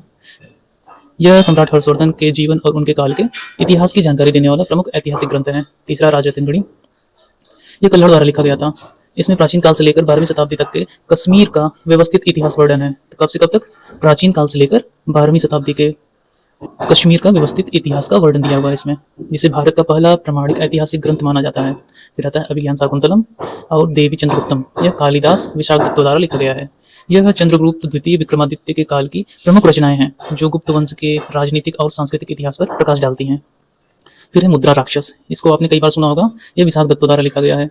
यह एक ऐतिहासिक नाटक है जिसमें चंद्रगुप्त मौर्य द्वारा चाणक्य की सहायता से नंद वंश के विनाश की कथा दी गई है। फिर लास्ट में पंचतंत्र, आप भी बचपन में पंचतंत्र की काफी सारी कहानियां सुने होंगे, तो उनमें उसको जो है विष्णु शर्मा जी ने लिखा था। संसार का अत्यंत प्रसिद्ध नीतिपरक कहानी संग्रह, जिसकी रचना गुप्त काल के दौरान ही मानी जाती है। तो पंचतंत्र की कहानियां कब लिखी गई हैं? गुप्त काल के शासन में पंचतंत्र की कहानियां लिखी गई थी विष्णु शर्मा के द्वारा, याद रखे रहिएगा। अगला सवाल है मनुस्मृति के टीकाकार कौन थे? टीकाकार मतलब कमेंटेटर। तो मनुस्मृति के बारे में थोड़ा सा जान लीजिए, काफी फेमस किताब है यह। मनुस्मृति जो है ये प्राचीन भारत का सबसे प्रसिद्ध कानूनी और सामाजिक ग्रंथ है। समय समय पर इस ग्रंथ की व्याख्या करने के लिए कई विद्वानों ने इस पर टीकाएं की हैं। टीकाएं मतलब कमेंट्रीज की हैं। कल्लु भट्ट मनुस्मृति के सबसे प्रसिद्ध और प्रामाणिक टीकाकारों में से एक हैं, जिन्होंने मनवर्थ मुक्तावली नाम से अपनी टीका लिखी है। किस नाम से लिखी? यह है मनवर्थ मुक्तावली। मनवर्थ मुक्तावली नाम से अपनी टीका लिखी है। इनके अलावा मेघातिथि, गोविंदराज और भारूची भी मनुस्मृति के प्रमुख टीकाकार हैं। हालांकि ये ऑप्शन में दिए नहीं है, तो कल्लु भट्ट जी इसमें ऑप्शन में दिए हुए हैं, तो हमारा कल्लु भट्ट जी सही हो जा रहे हैं। ये इसका बेसिक कॉन्सेप्ट। कुछ यहाँ प्रमुख स्मृतियाँ दी हुई हैं और उसके प्रसिद्ध टीकाकार दिए हुए हैं। स्मृति मतलब वेदिक ग्रंथ। तो मनुस्मृति की बात अभी हमने की। इसको कल्लु भट्ट, मेघातिथि, गोविंदराज, भारूची इन विद्वानों ने मनुस्मृति के श्लोकों की कानूनी और सामाजिक व्याख्याएं प्रस्तुत की, जिनमें कल्लु भट्ट का टीका सबसे सुस्पष्ट माना जाता है, जो हमारे ऑप्शन में भी दिया हुआ था। फिर है याज्ञवल्क्य स्मृति, यह ज्ञानेश्वर, अपरार्क, विश्वरूप इन विद्वानों ने इस पर टीकाएं की हैं। विज्ञानेश्वर ने इस पर सुप्रसिद्ध मितक्षरा नामक टीका लिखा है, जो हिंदू उत्तराधिकार कानून का एक प्रमुख आधार बनी। फिर है नारद स्मृति, इसको लिखा था असहाय ने, इसको मतलब की टीका की थी। इन्होंने प्राचीन काल के न्यायालयों, न्यायिक प्रक्रियाओं और ऋण संबंधी नियम की विस्तृत व्याख्या अपनी टीका में की है। फिर लास्ट है पराशर स्मृति, इस पर टीका कौन किया था? माधवाचार्य ने। इन्होंने विजयनगर साम्राज्य के काल में इस स्मृति पर पराशय माधवीय नामक एक अत्यंत महत्वपूर्ण व्यावहारिक टीका ग्रंथ तैयार किया था। तो इन सारे फैक्ट को ध्यान रखिएगा। मनुस्मृति कल्लु भट्ट, मेघातिथि, गोविंदराज, भारूची। फिर याज्ञवल्क्य स्मृति, इसको ज्ञानेश्वर, अपरार्क, विश्वरूप जी ने टीका किया था। फिर है नारद स्मृति, इसको असहाय ने। फिर पराशर स्मृति, इसको माधवाचार्य ने। बढ़ते हैं अगले सवाल की ओर। अगला सवाल कर रहा है कि कुमार संभव महाकाव्य किसकी रचना है? तो इसको कालिदास जी ने लिखा था संस्कृत भाषा में। कालिदास जी हमारे ऑप्शन नंबर बी में दिख रहे हैं, तो हमारा बी ऑप्शन सही हो जा रहा है। इस महाकाव्य में भगवान शिव और माता पार्वती के पुत्र कुमार, जिसे कार्तिकेय नाम से जानते हैं, इनके जन्म, उनकी बाल लीलाएं और तारकासुर वध की कथाओं का काव्यात्मक वर्णन है। कालिदास को भारत का शेक्सपियर भी कहा जाता है। तो इन फैक्ट को आप याद रख रहिएगा। चलिए बाकी के ऑप्शन भी देख लेते हैं। पहला दिया कल्हड़, इन्होंने कश्मीर के इतिहास पर प्रसिद्ध प्रामाणिक ग्रंथ लिखा था राजरत्नगणी, इसके पहले वाले क्वेश्चन में भी हमने इसको डिस्कस किया था। फिर हैं चंद्रबरदाई जी, ये राजपूत राजा पृथ्वीराज चौहान के दरबारी कवि थे। इन्होंने हिंदी का पहला महाकाव्य पृथ्वीराज रासो लिखा था। पृथ्वीराज रासो चंद्रबरदाई ने लिखा था, आपने पढ़ा होगा इसको। फिर है लास्ट में बाणभट्ट, कौन है? बाणभट्ट, यह राजा हर्षवर्धन के दरबारी कवि थे, जिन्होंने हर्षचरित और कादम्बरी की रचना की थी। हर्षचरित और कादम्बरी की बाणभट्ट ने किया था। ये इसका डिस्क्रिप्शन है। आइए थोड़ा सा इसके प्रमुख महाकाव्य ग्रंथ और उनकी रचयिता के बारे में जान लेते हैं। इधर पुस्तक का नाम या फिर महाकाव्य का नाम दिया हुआ है, दूसरी तरफ लेखक और उनका मुख्य विवरण है। पहला है कुमार संभव या रघुवंशम। कुमार संभव और रघुवंशम, ये इसको लिखा था कालिदास ने। ये गुप्त शासक चंद्रगुप्त द्वितीय के नवरत्नों में से शामिल थे। ये दोनों इन्हीं के विख्यात महाकाव्य हैं। फिर अभिज्ञान शाकुंतलम और मेघदूत, इसको कालिदास जी ने लिखा था। इनकी विश्व प्रसिद्ध नाटक और खंडकाव्य है, जो अपनी उपमाओं और श्रृंगार रस के लिए जाने जाते हैं। फिर पृथ्वीराज रासो चंद्रवरदाय जी ने लिखा था। यह वीर गाथा काल की प्रसिद्ध हिंदी महाकाव्य जिसमें पृथ्वीराज तृतीय के जीवन और युद्धों का वर्णन है। फिर है कादम्बरी, इसको बाणभट्ट जी ने लिखा था। इसे संस्कृत साहित्य का सबसे पहला और श्रेष्ठ उपन्यास माना जाता है। फिर है किरातार्जुनीयम, इसको भावरी जी ने लिखा था। यह 6वीं शताब्दी का एक प्रसिद्ध महाकाव्य है जिसमें अर्जुन और शिव किरात के रूप में शिव को दिखाया गया है। अर्जुन और शिव के बीच युद्ध की कथा है। फिर लास्ट है शिशुपाल वधम, इसको माघ जी ने लिखा था। यह संस्कृत साहित्य का एक अन्य महान ऐतिहासिक पौराणिक महाकाव्य है जो अपनी शब्द शिल्प कला के लिए प्रसिद्ध है। शिशुपाल वधम, इसको माघ ने लिखा था, ध्यान रखे रहिएगा। बढ़ते हैं अगले सवाल की ओर। अगला कह रहा है कि पुराणों के संदर्भ में निम्नलिखित कथनों में से कौन सा सही है। तो कथन दिए हुए हैं। पहला है विष्णु पुराण से मौर्य वंश की राजधानी मिलती है। दूसरा है वायु पुराण गुप्त वंश की शासक व्यवस्था पर प्रकाश डालता है।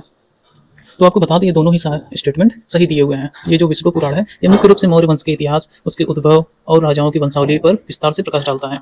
और ये जो दूसरा स्टेटमेंट है यह वायु पुराण से गुप्त वंश के प्रारंभिक इतिहास, उसके साम्राज्य की सीमाओं और उनकी शासन व्यवस्था के बारे में महत्वपूर्ण ऐतिहासिक जानकारी मिलती है। तो इस हिसाब से हमारा जो दोनों ही स्टेटमेंट है यह सही हो जा रहा है।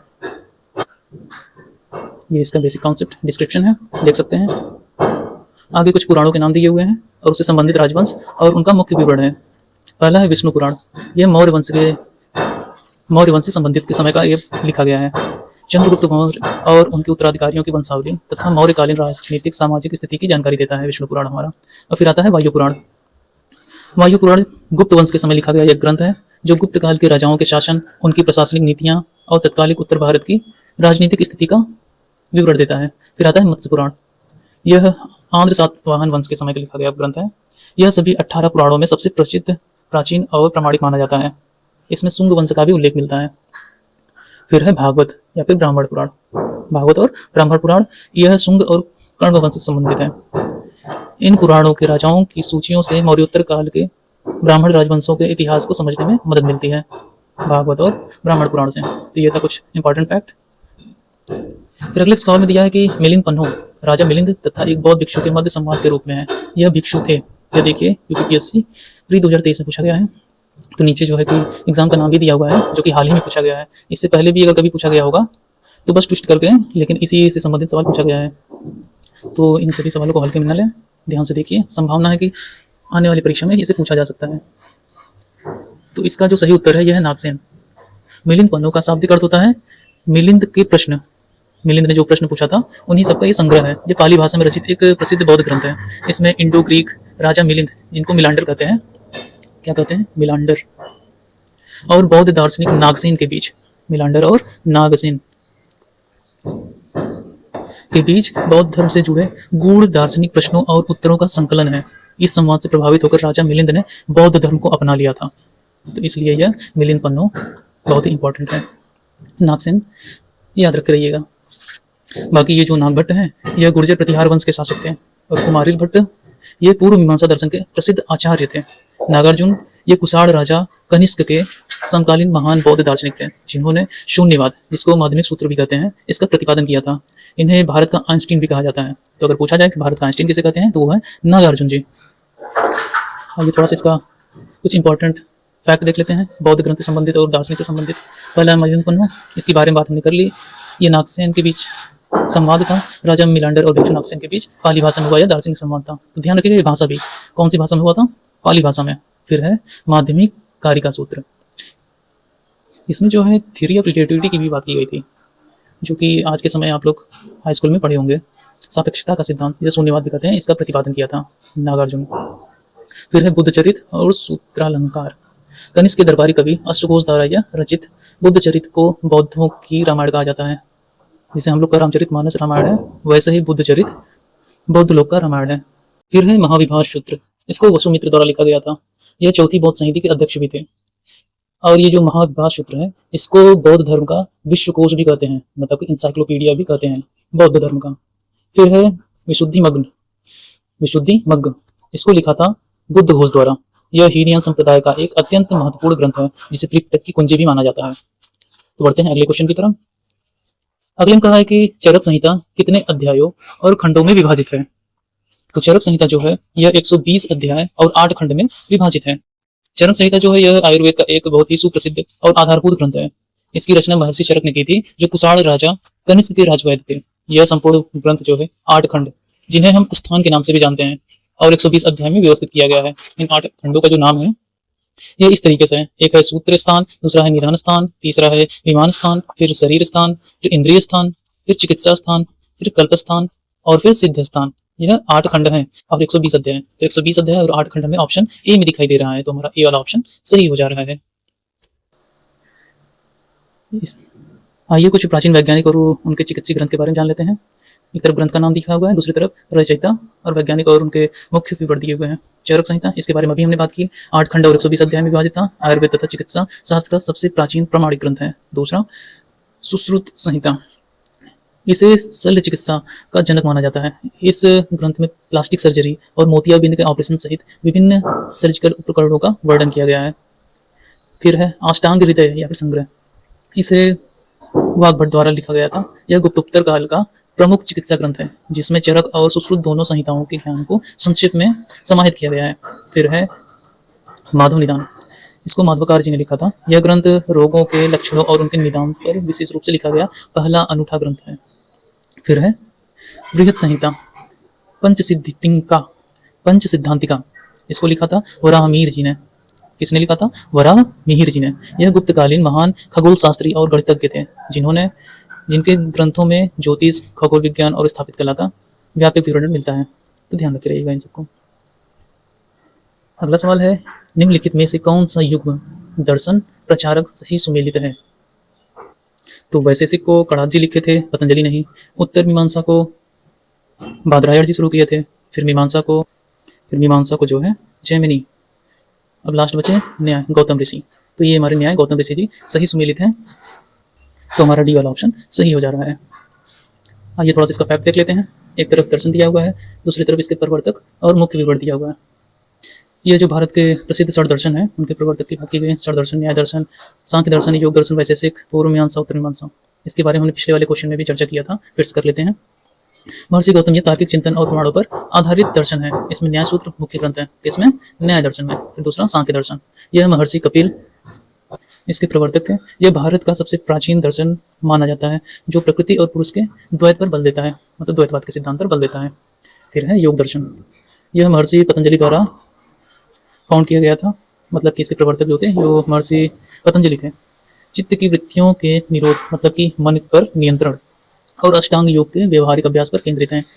फिर है वैशेषिक दर्शन, इसके प्रवर्तक थे महर्षि कणाद। इन्हें परमाणुवाद का जनक भी कहा जाता है। किसे? कणाद जी को, क्योंकि इन्होंने ही सबसे पहले द्रव्य के परमाणु रूप की चर्चा की थी। फिर है पूर्व मीमांसा, इसको महर्षि पतंजलि जी ने इसके प्रवर्तक थे। यह वेदों के कर्मकांडी भाग और धर्म के व्यवहारिक अनुष्ठानों की व्याख्या पर आधारित है। फिर लास्ट है उत्तर मीमांसा, जिसको हम लोग वेदांत भी कहते हैं। यह महर्षि बादरायण जी द्वारा प्रवर्तन किया गया था। इसके फाउंडर जो थे महर्षि बादरायण थे। यह वेदों के अंतिम भाग यानी उपनिषदों के ज्ञान मार्ग और ब्रह्मा सत्यता पर आधारित है। उत्तर मीमांसा, ध्यान रहे, न्याय दर्शन महर्षि गौतम, सांख्य दर्शन महर्षि कपिल, योग दर्शन महर्षि पतंजलि, वैशेषिक दर्शन महर्षि कणाद, पूर्व मीमांसा महर्षि जैमिनी, उत्तर मीमांसा महर्षि बादरायण जी। बढ़ते हैं अगले सवाल की तरफ। अगला कह रहा है कि मिरात ए सिकंदरी पुस्तक के संदर्भ में कौन से कथन सत्य हैं? पहला है कि इसमें गुजरात के सुल्तान महमूद बेगड़ा के राज्य की सुख समृद्धि का वर्णन है। दूसरा है इसमें व्यापारिक मार्गों की सुरक्षा का उचित प्रबंधन का वर्णन है। तो आपको बता दें कि ये दोनों ही स्टेटमेंट सही दिए हुए हैं। ये जो पुस्तक है मिरात ए सिकंदरी, इस पुस्तक की रचना सिकंदर बिन मोहम्मद, इसे मंजू अकबर भी कहते हैं, इसने लगभग 1611 ईस्वी में किया था इस पुस्तक की रचना। यह ग्रंथ मुख्य रूप से गुजरात सल्तनत के उद्भव, विकास और उसके सुल्तानों के इतिहास का सबसे प्रामाणिक स्रोत माना जाता है। किसको? मिरात ए सिकंदरी को। कब लिखा गया? 1611 में। इसमें जो है गुजरात के सबसे प्रसिद्ध और शक्तिशाली सुल्तान महमूद बेगड़ा, जिसको महमूद शाह प्रथम भी कहते हैं, इनके शासनकाल की सुख समृद्धि, जनजीवन और उनके जीवन जीते गए किलों, मतलब वो जो किले जीते थे जैसे जूनागढ़ और चंपानेर, इन सभी का विस्तृत और जीवंत वर्णन मिलता है। दूसरा कथन कह रहा है कि इस ग्रंथ में व्यापारिक मार्गों की सुरक्षा का उचित प्रबंधन था। तो आपको बता दें कि इस ग्रंथ में सुल्तान द्वारा कानून व्यवस्था बनाए रखने, राज्य में चोरी डकैती को रोकने और व्यापारिक मार्गों की सुरक्षा के लिए किए गए उचित प्रशासनिक प्रबंधों व कड़ी नियम की सराहना की गई है। तो इस हिसाब से दूसरा वाला स्टेटमेंट भी सही है, पहला वाला भी सही है। इसको यूपीपीएससी आरओ प्री 2023 में पूछा गया था, जो कि कैंसिल हो चुका था एग्जाम, उसमें पूछा गया था, ध्यान रखे रहिएगा। यह कुछ है मध्यकालीन क्षेत्रीय इतिहास के प्रमुख ग्रंथ। एक तरफ पुस्तक का नाम दिया हुआ है, दूसरी तरफ लेखक और उनका मुख्य विवरण दिया हुआ है। पहला मीरात सिकंदरी, इसकी चर्चा भी हमने की। इसकी रचना सिकंदर बिन मोहम्मद द्वारा किया गया था। गुजरात सल्तनत के सुल्तानों, विशेषकर मोहम्मद बेगड़ा और बहादुर शाह के काल का सबसे प्रामाणिक इतिहास ग्रंथ है ये। फिर है मीरात अहमदी, यह अली मोहम्मद खान द्वारा लिखा गया था। यह भी गुजरात के इतिहास पर लिखा गया एक विस्तृत ग्रंथ है, जिसे मुगल काल के दौरान तैयार किया गया था। फिर है तारीख ए फरिश्ता। तारीख ए फरिश्ता जो किताब है, यह मोहम्मद कासिम फरिश्ता द्वारा लिखा गया था। इसमें बाजीपुर, अहमदनगर और गोलकुंडा सहित संपूर्ण दक्कन, दक्कन मतलब जो दक्षिण भारत का क्षेत्र है, इसको दक्कन बोलते हैं, इसके बहमनी राज्यों का व्यापक इतिहास मिलता है। फिर लास्ट है राजरत्नगिरी, यह जो है जोनराज और श्रीवर द्वारा लिखा गया था। इन्होंने कल्हड़ की मूल राजरत्नगिरी के को आगे बढ़ाते हुए मध्यकालीन कश्मीर और सुल्तान जैन उल आबिदीन के काल का इतिहास लिखा। किसका लिखा? मध्यकालीन कश्मीर और सुल्तान जैन उल आबिदीन के काल का इतिहास लिखा था। बढ़ते हैं अगले सवाल की ओर। इसमें कहा है कि निम्नलिखित में से कौन सा एक सही सुमेलित नहीं है। एक तरफ ग्रंथ का नाम लिखा हुआ है, दूसरी तरफ लेखक का नाम लिखा हुआ है। पहला है कुमारपाल चरित्र, यहाँ लिखा है कि राजशेखर ने इसे लिखा था, तो इसको राजशेखर ने नहीं लिखा था, इसको लिखा था हेमचंद्र सूरी ने। किसने लिखा था? हेमचंद्र सूरी, राजशेखर ने नहीं।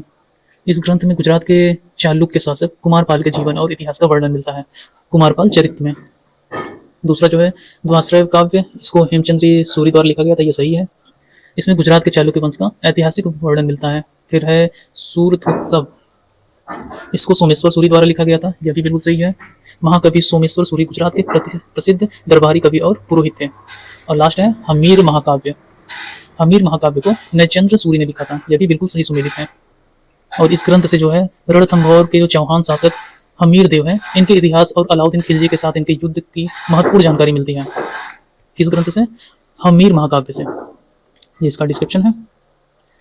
कुछ पूर्व मध्यकालीन भारत के प्रमुख ग्रंथ हैं और उनके लेखक का नाम आइए देख लेते हैं। कुछ इंपॉर्टेंट फैक्ट हैं लेखक और उनके मुख्य विवरण। पहला है कुमारपाल चरित्र द्वयाश्रय काव्य, इन दोनों की चर्चा अभी हमने की थी। ये हेमचंद्र सूरी द्वारा लिखा गया है, प्रसिद्ध जैन आचार्य जिनके ग्रंथों में गुजरात के चालुक्य राजा सिद्धराज जयसिंह और कुमारपाल के इतिहास की जानकारी मिलती है। फिर है काव्य मीमांसा और कर्पूर मंजरी, इसके लेखक हैं राजशेखर। ये गुर्जर प्रतिहार शासक महेंद्रपाल प्रथम और महिपाल के दरबारी कवि और गुरु थे। फिर है हमीर महाकाव्य, इसके लेखक जो थे ये थे नैचंद्र सूरी। यह रणथंभौर के चौहान के गौरवशाली इतिहास और अलाउद्दीन के आक्रमण का विवरण देने वाली जैन ग्रंथ है। फिर है सूरथोत्सव और कीर्ति कौमुदी, इसको सोमेश्वर सूरी द्वारा लिखा गया था। यह चालुक्य काल और गुजरात के इतिहास पर प्रकाश डालने वाले प्रमुख सांस्कृतिक काव्य हैं। फिर लास्ट है प्रबंध चिंतामणि, इसके लेखक है मेरुतुंग। यह पूर्व मध्यकालीन भारत और राजा भोज तथा चालुक्य शासकों के समय की ऐतिहासिक घटनाओं का अनूठा संग्रह है। तो ये सब इंपॉर्टेंट फैक्ट हैं, प्रयास करिएगा याद हो जाए। इसमें एक तरफ निबंधकार का नाम दिया हुआ है और दूसरी तरफ निबंध का नाम दिया हुआ है। एक तरफ निबंधकार और दूसरी तरफ निबंध, हमें इसको मैच करना है। पहला है दान सागर, इसको लिखा था बल्लाल सेन ने। बल्लाल सेन हमारे डी वाले में दिख रहे हैं। बल्लाल सेन जो है बंगाल के सेन वंश के प्रसिद्ध राजा थे। बल्लाल सेन ने दान सागर और अद्भुत सागर नामक महत्वपूर्ण स्मृति ग्रंथ की रचना की थी। फिर है पराशर माधव, पराशर माधव को माधवाचार्य जी ने लिखा था। नाम काफी मैच कर रहा है, माधव और माधवाचार्य, ठीक है। माधवाचार्य जो थे ये विजयनगर साम्राज्य के संस्थापक हरिहर और बुक्का के गुरु माधवाचार्य ने पराशर स्मृति पर पराशर माधव, जिसको पराशर माधवी भी कहते हैं, इस नाम से प्रसिद्ध व्याख्या ग्रंथ लिखा। फिर है चतुर्वर्ग चिंतामणि, इसको लिखा था हेमाद्री ने। हेमाद्री हमारे सेकंड वाले ऑप्शन में दिए हुए हैं। हेमाद्री जो है यह यादव वंश के राजाओं के प्रधानमंत्री और विद्वान हेमाद्री पंडित ने चतुर्वर्ग चिंतामणि नामक विशाल व्रत और संस्कार ग्रंथ लिखा था। विशाल व्रत और संस्कार ग्रंथ लिखा था, यही चतुर्वर्ग चिंतामणि। फिर है स्मृति चंद्रिका, इसको लिखा था देवड़ भट्ट ने। देवड़ भट्ट जो है ये लगभग 12वीं-13वीं शताब्दी की बात है, इन्होंने लिखा था।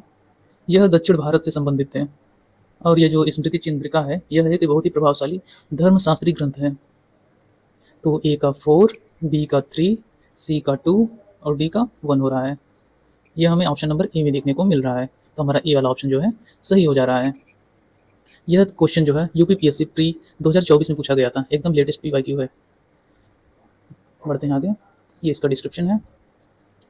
आइए कुछ देख लेते हैं प्रमुख मध्यकालीन निबंधकार और उनके ग्रंथ के बारे में। जैसे ये वाला था देवड़ भट्ट, हिमाद्री, माधवाचार्य और बल्लाल सेन का, वैसे ही एक विज्ञानेश्वर जी भी हैं, ये काफ़ी इंपॉर्टेंट हैं। हालांकि थोड़ा और इनके बारे में देख लेते हैं। देवड़ भट्ट के बारे में ये स्मृति चंद्रिका लिखे थे। यह दाय भाग व्यवहार और संस्कारों पर लिखा गया दक्षिण भारत का एक अत्यंत प्रमाणिक कानूनी ग्रंथ था। फिर है हिमाद्री, यह चतुर्वर्ग चिंतामणि की रचना किए थे। यह एक धर्मशास्त्र का एक विशाल विश्वकोश है जिसमें व्रत, दान, तीर्थ और मोक्ष से जुड़े नियमों का संग्रह है।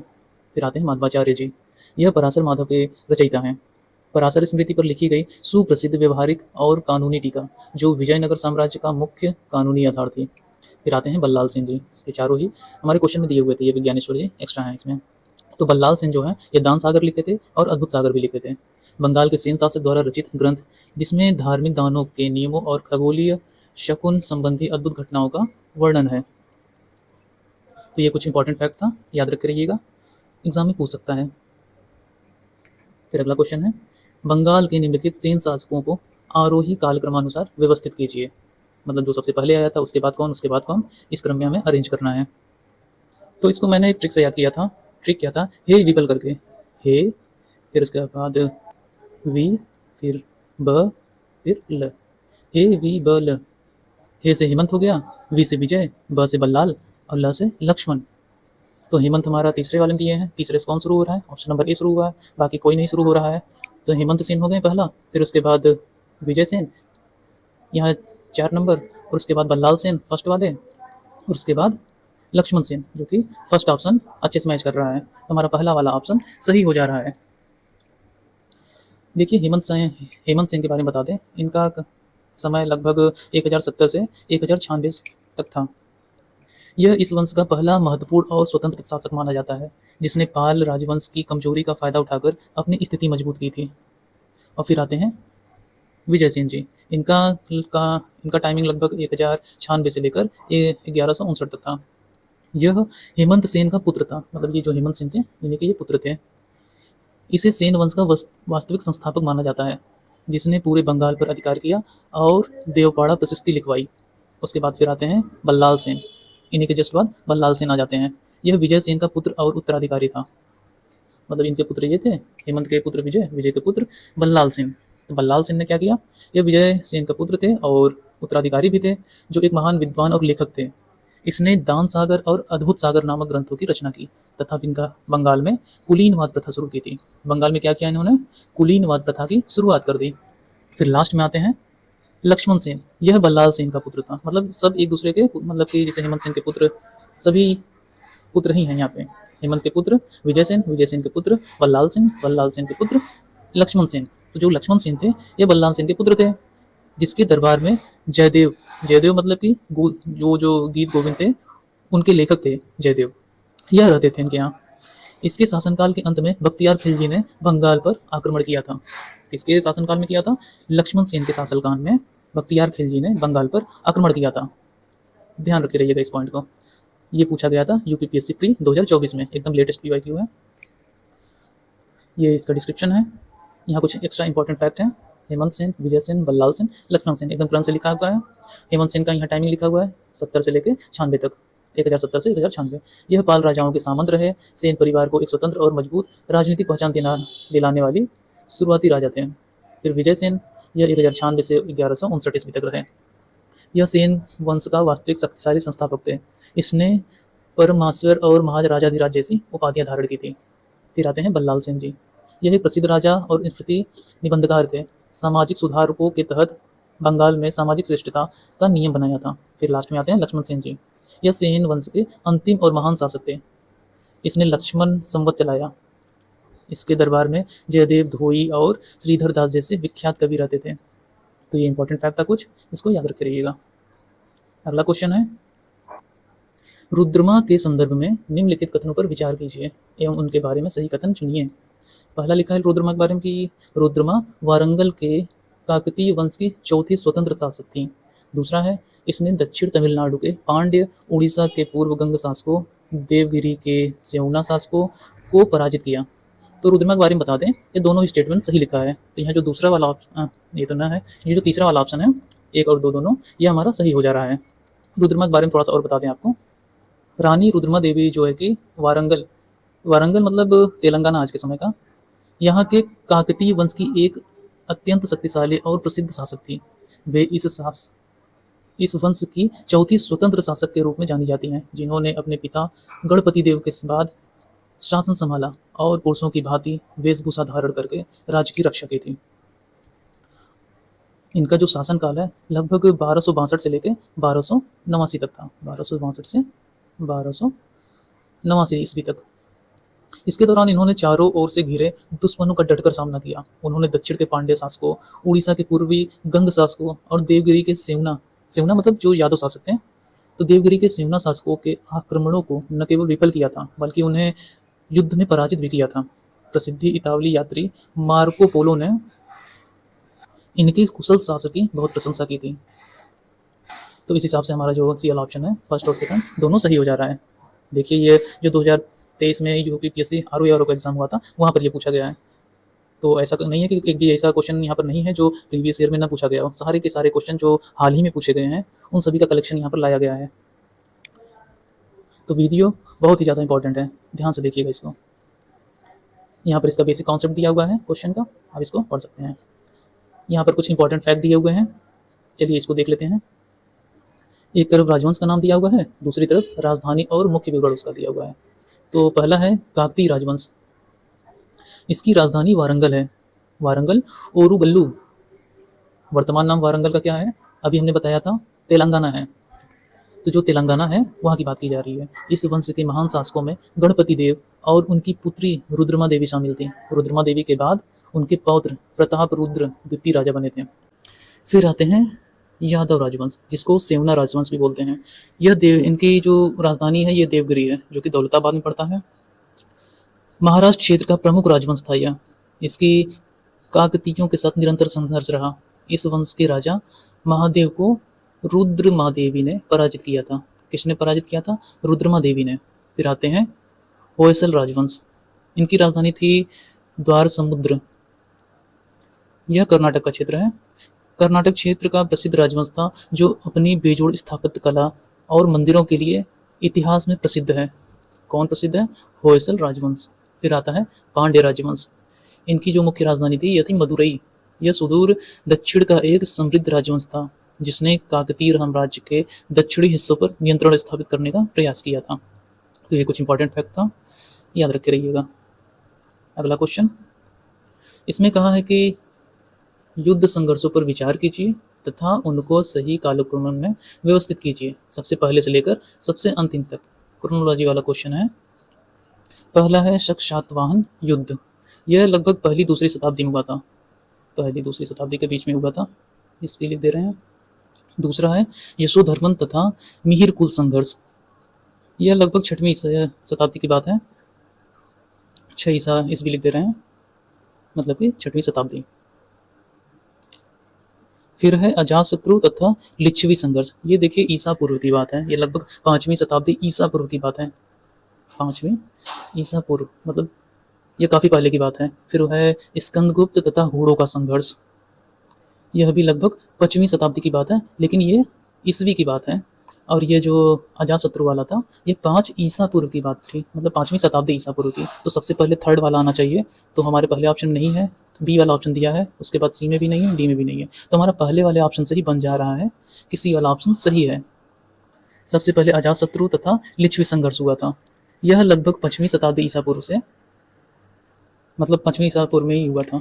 यह मगध के हर्यक वंश के शासक अजातशत्रु ने वज्जी संघ, जिसे लिच्छवियां कहते हैं, इसके खिलाफ एक लंबा 16 वर्ष का युद्ध लड़ा था। इस संघर्ष में उन्होंने रथ मूसल और महाशिला कंटक जैसे नए हथियारों का प्रयोग किया था। किसने किया था? अजातशत्रु ने। फिर है शक सातवाहन युद्ध, जो कि पहली दूसरी शताब्दी में हुआ था। यह दक्कन के सातवाहन राजाओं, विशेषकर गौतमीपुत्र और पश्चिमी क्षत्रप जो शक थे, वह शासकों के बीच वर्चस्व को लेकर लंबा संघर्ष चला था। इनमें नाम आता है नहपान और रुद्रदामन जैसे लोगों का। फिर उसके बाद है स्कंदगुप्त तथा हूण संघर्ष। यह चला था 5वीं शताब्दी ईस्वी में। यह गुप्त साम्राज्य स्कंदगुप्त के समय भारत पर बर्बर हूणों का पहला बड़ा आक्रमण हुआ था।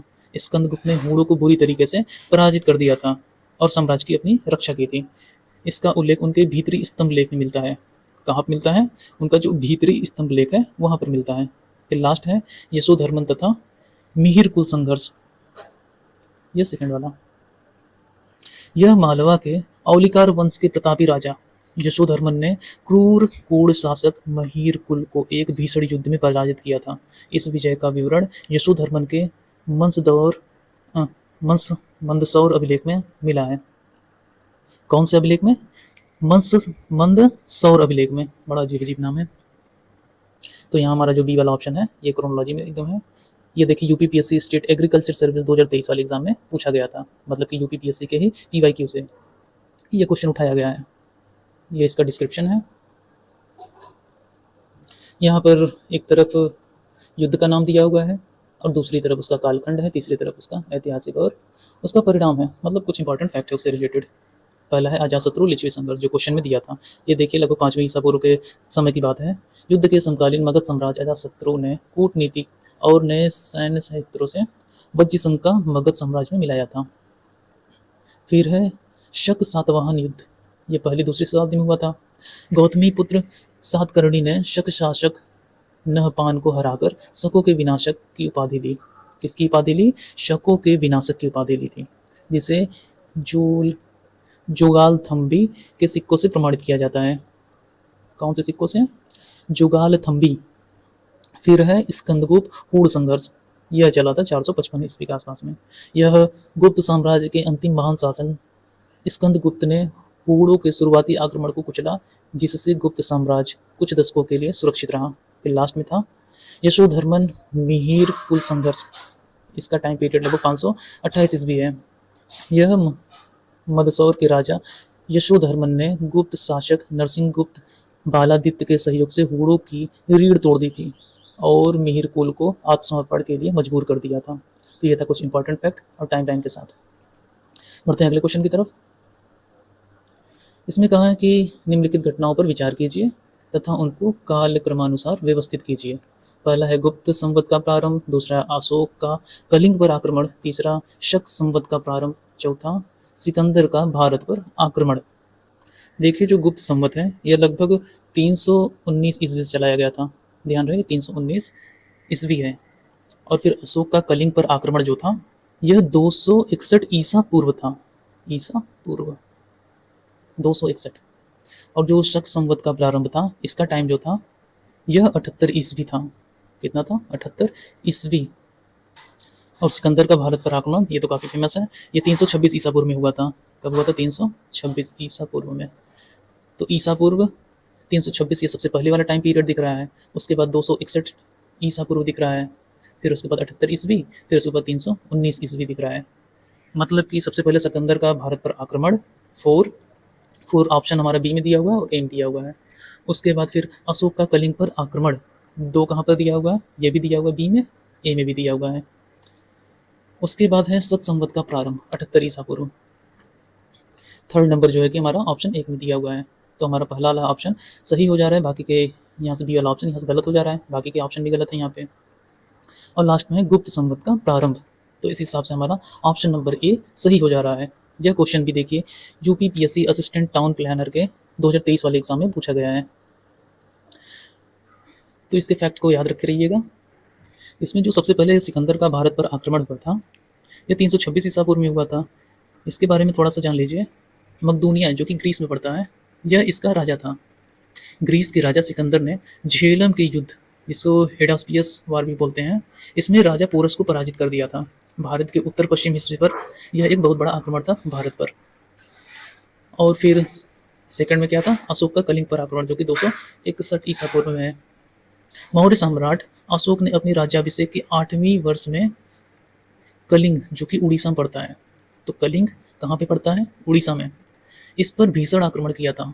इस युद्ध के नरसंहार को देखकर अशोक ने भेरी घोष की जगह धम्म घोष की नीति अपनाई थी। तो अपना नीति कहाँ चेंज किया था? भोरी घोष से धम्म घोष, जो 8वें वर्ष में कलिंग पर भीषण आक्रमण किया था। तो इसको याद रखे रहिएगा। फिर था शक संवत का प्रारंभ जो कि 78 ईस्वी में हुआ था। यह कुषाण वंश के सबसे प्रतापी राजा कनिष्क ने अपने राज्याभिषेक के अवसर पर 78 ईस्वी में शक संवत की शुरुआत की थी, जो वर्तमान में भारत का राष्ट्रीय पंचांग भी है, नेशनल कैलेंडर सत संवत में चलता है हमारा। और फिर लास्ट में क्या था, गुप्त संवत का प्रारंभ, जो कि 319 ईस्वी से माना जाता है। गुप्त राजवंश के वास्तविक संस्थापक और महाराजाधिराज की उपाधि धारण करने वाले शासक चंद्रगुप्त प्रथम ने अपने राज्याभिषेक के उपलक्ष्य में 319 से 320 के बीच ईस्वी में गुप्त संवत चलाया था। कब चलाया था? 319-20 ईस्वी में गुप्त संवत। तो ये था इसका कुछ रिलेटेड फैक्ट। यहाँ पर इसका टाइमलाइन दिया हुआ है। सिकंदर का भारत पर आक्रमण 326 ईसा पूर्व, नंदवंश के शासनकाल धनानंद के दौरान विदेशी आक्रमण था। फिर अशोक का कलिंग पर युद्ध, ये 261 ईसा पूर्व की बात है। मौर्य राजवंश के विस्तार का अंतिम युद्ध था, जिसका वर्णन 13वें शिलालेख में मिलता है। कौन से शिलालेख में है? 13वें शिलालेख में। सत संवत का प्रारंभ यह हुआ था 78 ईस्वी में कनिष्क प्रथम द्वारा शुरू किया गया संवत, जिसे भारत सरकार प्रयोग करती है नेशनल कैलेंडर में। गुप्त संवत का प्रारंभ यह 319 ईस्वी में हुआ था। चंद्रगुप्त प्रथम द्वारा चलाया गया संवत, जो गुप्त काल का आधार बना था। तो ये कुछ इंपॉर्टेंट फैक्ट था, याद रख रहिएगा। बढ़ते हैं अगले क्वेश्चन की तरफ। इसमें कहा है कि निम्न में से कौन सी महाजनपद और राजधानी सही सुमेलित नहीं है? तो मत्स्य का विराटनगर सही है। अंग का वैशाली नहीं होगा। अंग का चंपा था। क्या था? चंपा। तो हमारा दूसरा वाला ऑप्शन गलत दिखाई दे रहा है। वैशाली जो थी यह मुख्य रूप से वज्जी संघ की राजधानी थी। किसकी थी? वज्जी। और जो सूरसेन, मथुरा ठीक है। दक्षिण पांचाल, कांपीपल्ली, ये भी ठीक है। तो हमारा बी वाला ऑप्शन जो है यहाँ पर सही हो जा रहा है। ये भी देखिए यूपीपीएससी स्टाफ नर्स एमएफ में 2023 वाले एग्जाम में पूछा हुआ था। तो ये इसका डिस्क्रिप्शन है। आइए कुछ इंपॉर्टेंट फैक्ट इसके बारे में जान लेते हैं। महाजनपद का नाम दिया हुआ है, राजधानी, वर्तमान भौगोलिक स्थिति। इससे भी कई बार एग्जाम में सवाल आता रहता है कि प्रेजेंट टाइम में जो ये जगह है क्या नाम है इस समय। तो जो ये अंग है इसकी राजधानी चंपा थी। इसका प्रेजेंट टाइम में जो नाम है ये भागलपुर और मुंगेर, जो कि बिहार में पड़ता है। फिर महाजनपद सूरसेन, इसकी राजधानी मथुरा थी। यह उत्तर प्रदेश का क्षेत्र है, मथुरा और उसके आसपास का क्षेत्र। फिर है मत्स्य की राजधानी थी विराटनगर। यह जयपुर और अलवर क्षेत्र में पड़ता है, जो कि राजस्थान का हिस्सा है। फिर है पांचाल, इसकी राजधानी आयछत्र उत्तरी और कांपिल्य दक्षिणी थी। यह वर्तमान समय के बरेली और फर्रुखाबाद क्षेत्र में पड़ता है। यह भी उत्तर प्रदेश का क्षेत्र है। फिर है वज्जी, यह वैशाली राजधानी की महाजनपद थी वज्जी। ये आज के समय जो मुजफ्फरपुर है और वैशाली, जो कि बिहार में पड़ता है, इसका हिस्सा थी। एग्जाम के पॉइंट ऑफ व्यू से कुछ दिया है कि यहाँ महाजनपद आप सभी जानते हैं कि 16 महाजनपद थे, जिसमें से 8 आधुनिक उत्तर प्रदेश की भौगोलिक सीमा के अंतर्गत आते हैं। परीक्षाओं में इन स्थानीय महाजनपद जैसे सूरसेन, पांचाल, मल्ल, काशी, कौशल, चेदी, वत्स और कुरु और इनकी राजधानियों का मिलान विशेष रूप से पूछा जाता है। मतलब ये सारे ही बहुत ज़्यादा इंपॉर्टेंट हैं। बढ़ते हैं अगले क्वेश्चन की तरफ। इस सवाल में पूछा है कि विक्रम संवत कब चलाया गया था, मतलब इसका प्रारंभ कब किया गया था। हमारे घर में जो कैलेंडर रहता है उसमें भी आप विक्रम संवत देखे होंगे, और जो हम लोग ग्रेगोरियन कैलेंडर का यूज़ करते हैं, मतलब आज 2026 चल रहा है, तो वो ग्रेगोरियन कैलेंडर के हिसाब से हम लोग चलते हैं। विक्रम संवत जो है कि 57 ईसा पूर्व से चलाया गया था। तो हमारा ऑप्शन नंबर डी में 57 ईसा पूर्व दिख रहा है, तो डी वाला सही हो जा रहा है। विक्रम संवत के बारे में बताते हैं आपको। यह परंपरागत मान्यताओं के अनुसार उज्जैन के राजा विक्रमादित्य ने शकों पर अपनी विजय के उपलक्ष्य में 57 ईसा पूर्व, मतलब कि जो उज्जैन के राजा विक्रमादित्य थे वो जब शकों से जीत गए थे, तो वो उस समय 57 ईसा पूर्व का समय था। इस समय उन्होंने इस संवत की शुरुआत कर दी थी। इसे कृत संवत या मालव संवत भी कहा जाता है। यह भारत के पारंपरिक, सांस्कृतिक और धार्मिक पांचांगों का मुख्य आधार है। वही को बोले ना, अभी आप अपने घर के कैलेंडर में जो ठाकुर प्रसाद जी वाला होता है, चाहे जो भी होता है, देखेंगे उसमें मिल जाएगा विक्रम संवत लिखा होगा, उसी की बात की जा रही है। ये इसका डिस्क्रिप्शन देख लेते हैं। एक तरफ संवत का नाम दिया हुआ है, दूसरी तरफ प्रारंभिक वर्ष दिया हुआ है, और तीसरे वाले में संस्थापक और उसके ऐतिहासिक तथ्य के बारे में लिखा हुआ है। ये सारे इंपॉर्टेंट हैं। विक्रम संवत, शक संवत, गुप्त संवत, हर्ष संवत और कलचूर संवत। विक्रम संवत चलाया गया था 57 ईसा पूर्व में, और शक जो है 78 ईस्वी में। विक्रम संवत 57 ईसा पूर्व में विक्रमादित्य द्वारा शकों पर विजय के स्मारक के रूप में प्रारंभ किया गया था। और जो शक संवत है ये कुषाण राजा कनिष्क द्वारा शुरू किया गया था, जो भारत का राष्ट्रीय कैलेंडर है। गुप्त संवत 319 ईसा पूर्व में चलाया गया। यह चंद्रगुप्त प्रथम द्वारा अपने राज्याभिषेक के अवसर पर चलाया गया था। और जो हर्ष संवत है ये 606 ईस्वी में चलाया गया, कन्नौज के शासक हर्षवर्धन द्वारा गद्दी पर बैठने के उपलक्ष्य में। लास्ट है कलचूर संवत, यह 448 से लेकर 449 ईस्वी के बीच में चलाया गया। आभीर राजा ईश्वर सिंह द्वारा त्रैकुटक साम्राज्य के समय स्थापित किया गया था। तो ये सारे इंपॉर्टेंट फैक्ट हैं, याद रखे रहिएगा। अगला क्वेश्चन है, निम्नलिखित में से कौन सा एक युग्म सही सुमेलित नहीं है? एक तरफ राज्य दिया हुआ है, दूसरी तरफ राजधानी दी हुई है। पहला है दक्षिणापथ, इसकी राजधानी सुवर्णगिरी, यह सही है। दक्षिणापथ की राजधानी सुवर्णगिरी थी। फिर है उत्तरापथ, इसकी राजधानी तक्षशिला, यह भी सही है। कलिंग की राजधानी पाटलिपुत्र, जी नहीं, पाटलिपुत्र नहीं थी, इसकी राजधानी थी तोसली। पाटलिपुत्र जो है ये पूरे मौर्य साम्राज्य की मुख्य राजधानी होने के साथ साथ केंद्रीय प्रांत का मुख्यालय भी थे। मौर्य सम्राट अशोक ने अपने राज्याभिषेक के 8वें वर्ष, लगभग यह समय था 261 ईसा पूर्व, इस समय में कलिंग को जीतकर इसे साम्राज्य का 5वां प्रांत बना लिया था। बाकी के ऑप्शन भी देख लेते हैं। ये जो दक्षिणापथ है सुवर्णगिरी, ये बिल्कुल सही सुमेलित है। यह मौर्य साम्राज्य का दक्षिणी प्रांत था। किसका दक्षिणी प्रांत था? मौर्य साम्राज्य का।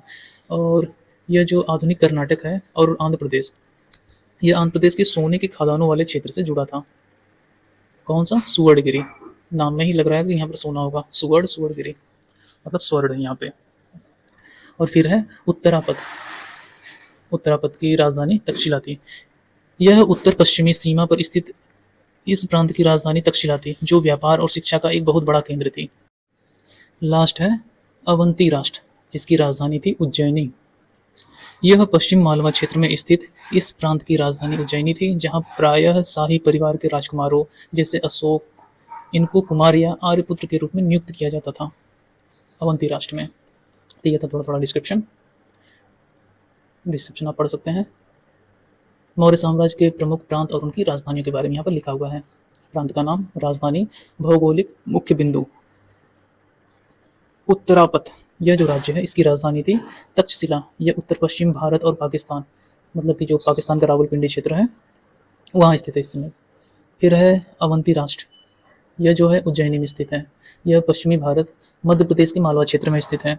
फिर है दक्षिणापथ, यह सुवर्णगिरी, जहाँ पर सोना मिल रहा था। दक्षिण भारत के कर्नाटक का कनकगिरी क्षेत्र, इसका इस समय का प्रेजेंट टाइम है, मतलब प्रेजेंट टाइम में जो नाम है। फिर यह है कलिंग, इसकी राजधानी थी तोसली। तोसली किसकी राजधानी थी? कलिंग की। इसका जो भौगोलिक क्षेत्र है पूर्वी तटीय भारत, जिसे इस समय उड़ीसा के नाम से हम लोग जानते हैं। तो प्रेजेंट टाइम में जो उड़ीसा है उस समय का कलिंग क्षेत्र था। फिर लास्ट है प्राची, या फिर मध्य प्रदेश का प्राच्य क्षेत्र। इसकी जो राजधानी है यह पाटलिपुत्र थी। यह मगध और मुख्य केंद्रीय क्षेत्र, खासकर जो बिहार उत्तर प्रदेश का क्षेत्र है, यहाँ से संबंधित था। तो यह था कुछ इंपॉर्टेंट फैक्ट। बढ़ते हैं आगे। 29 नंबर, प्राचीन व्यापार के संदर्भ में निम्नलिखित कथनों पर विचार कीजिए। पहला है, प्राचीन भारत में बहुत से नदी बंदरगाह के संदर्भ में मिलते हैं। दूसरा है, वहाँ सामान और यातायात के बड़े गोदाम थे।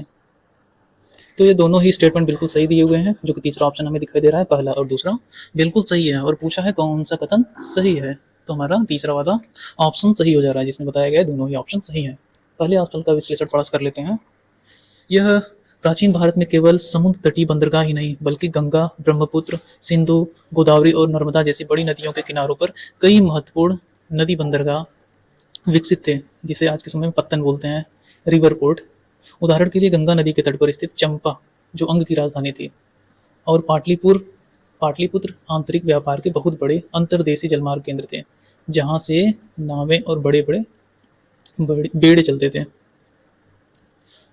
और फिर इन नदी बंदरगाहों और व्यापारिक नगरों के पास माल के भंडार के लिए, सामान के बड़े गोदाम और यातायात परिवहनों के लिए नावों, बैलगाड़ियों आदि को सुरक्षित रखने या प्रबंधित करने का पुख्ता व्यवस्था था।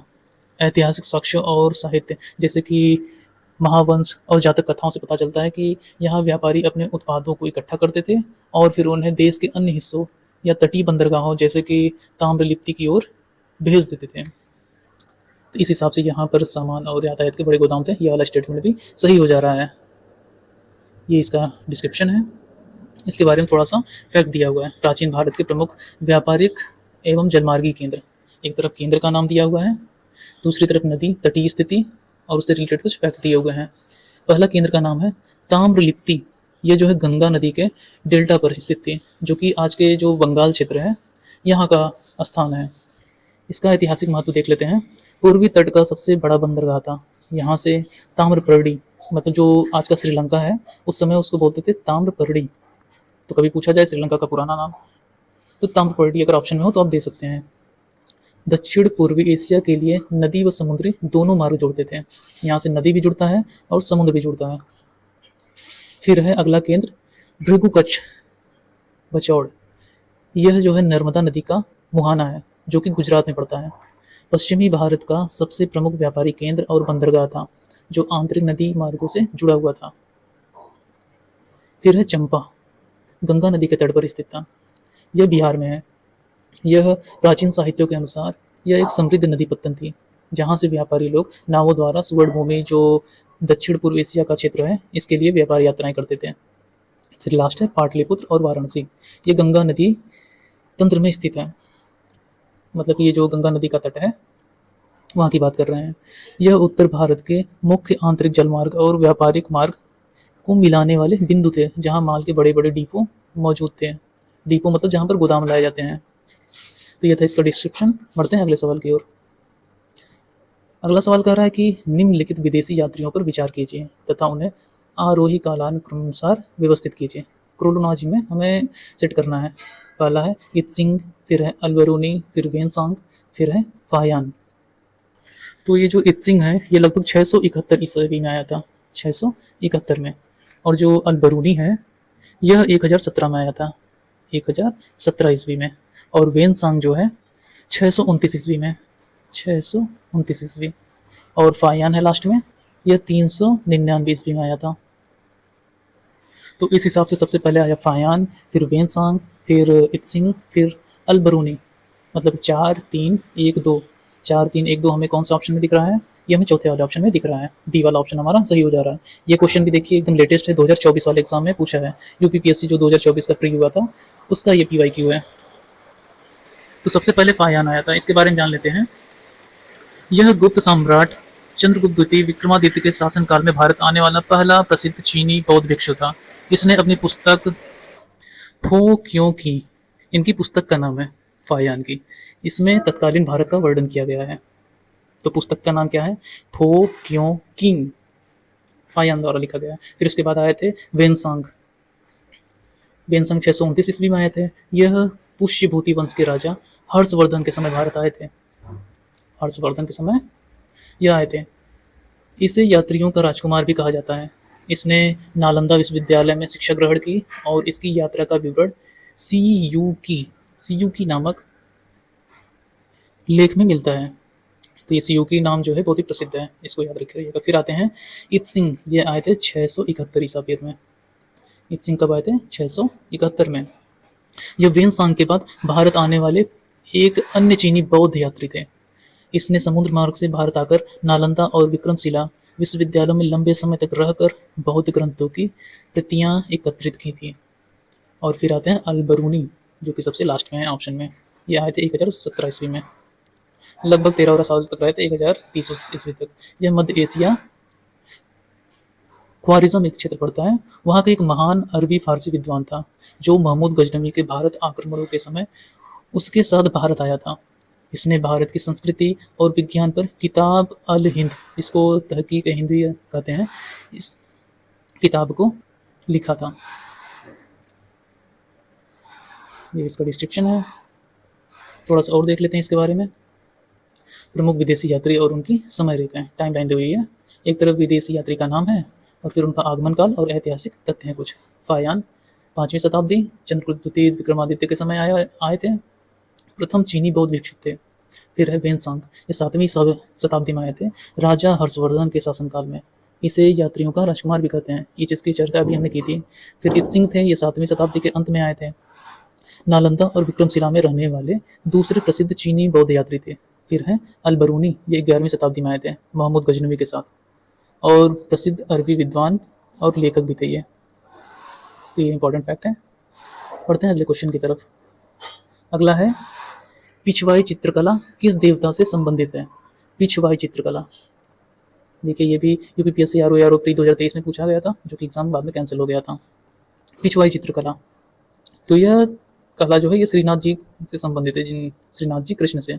तो ऑप्शन नंबर सी में हमें दिखाई दे रहा है श्रीनाथ जी कृष्ण। तो पिछवाई चित्रकला जो है कि श्रीनाथ जी से कृष्ण है संबंधित इनसे। यह कला जो है राजस्थान के राजसमंद जिले के नाथ द्वारा की गई एक बेहद प्रसिद्ध पारंपरिक हस्तशिल्प और चित्रकला शैली है।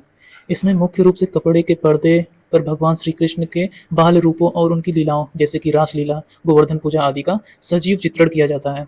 यह कलाकृति मंदिर में गर्भगृह के मुख्य मूर्ति के पीछे, जो दीवार के पीछे लगाने के लिए बनाई जाती है, इसलिए इन्हें पिछवाई कहा जाता है। जब मंदिर में आप प्रवेश करते हैं, पीछे मूर्ति के पीछे जो बना रहता है वो पिछवाई चित्रकला का एक उदाहरण रहता है। ध्यान दीजिएगा अगली बार जब जाइएगा। इसका ये डिस्क्रिप्शन है, गर्भगृह की मुख्य मूर्ति के पीछे जो लगा होता है, इसलिए इन्हें पिछवाई कहते हैं। पिछवाई चित्रकला यह एक मुख्य कला है। इसका मुख्य केंद्र जो है नाथद्वार राजस्थान है। यहाँ पर भगवान श्री कृष्ण, जिनको श्रीनाथ जी भी हम कहते हैं, इनके बाल स्वरूप को समर्पित कपड़े पर की जाने वाली पारंपरिक पेंटिंग है ये पिछवाई चित्रकला। ध्यान रखिएगा, काफ़ी इंपॉर्टेंट है ये। तो यहाँ पर आज का हमारा क्लास खत्म होता है। तो अब तक लगभग काफ़ी सारे क्वेश्चन जो एग्ज़ाम में पूछे जा चुके हैं यूपीपीएससी के एंसेंट हिस्ट्री के, उनकी हमने चर्चा कर ली है। अब अगले वाले वीडियो में हम आपके लिए लाएंगे मध्यकालीन इतिहास से संबंधित लेटेस्ट PYQ। तो हमारे साथ जुड़े रहने के लिए आपका बहुत बहुत धन्यवाद। मिलते हैं नेक्स्ट वीडियो में।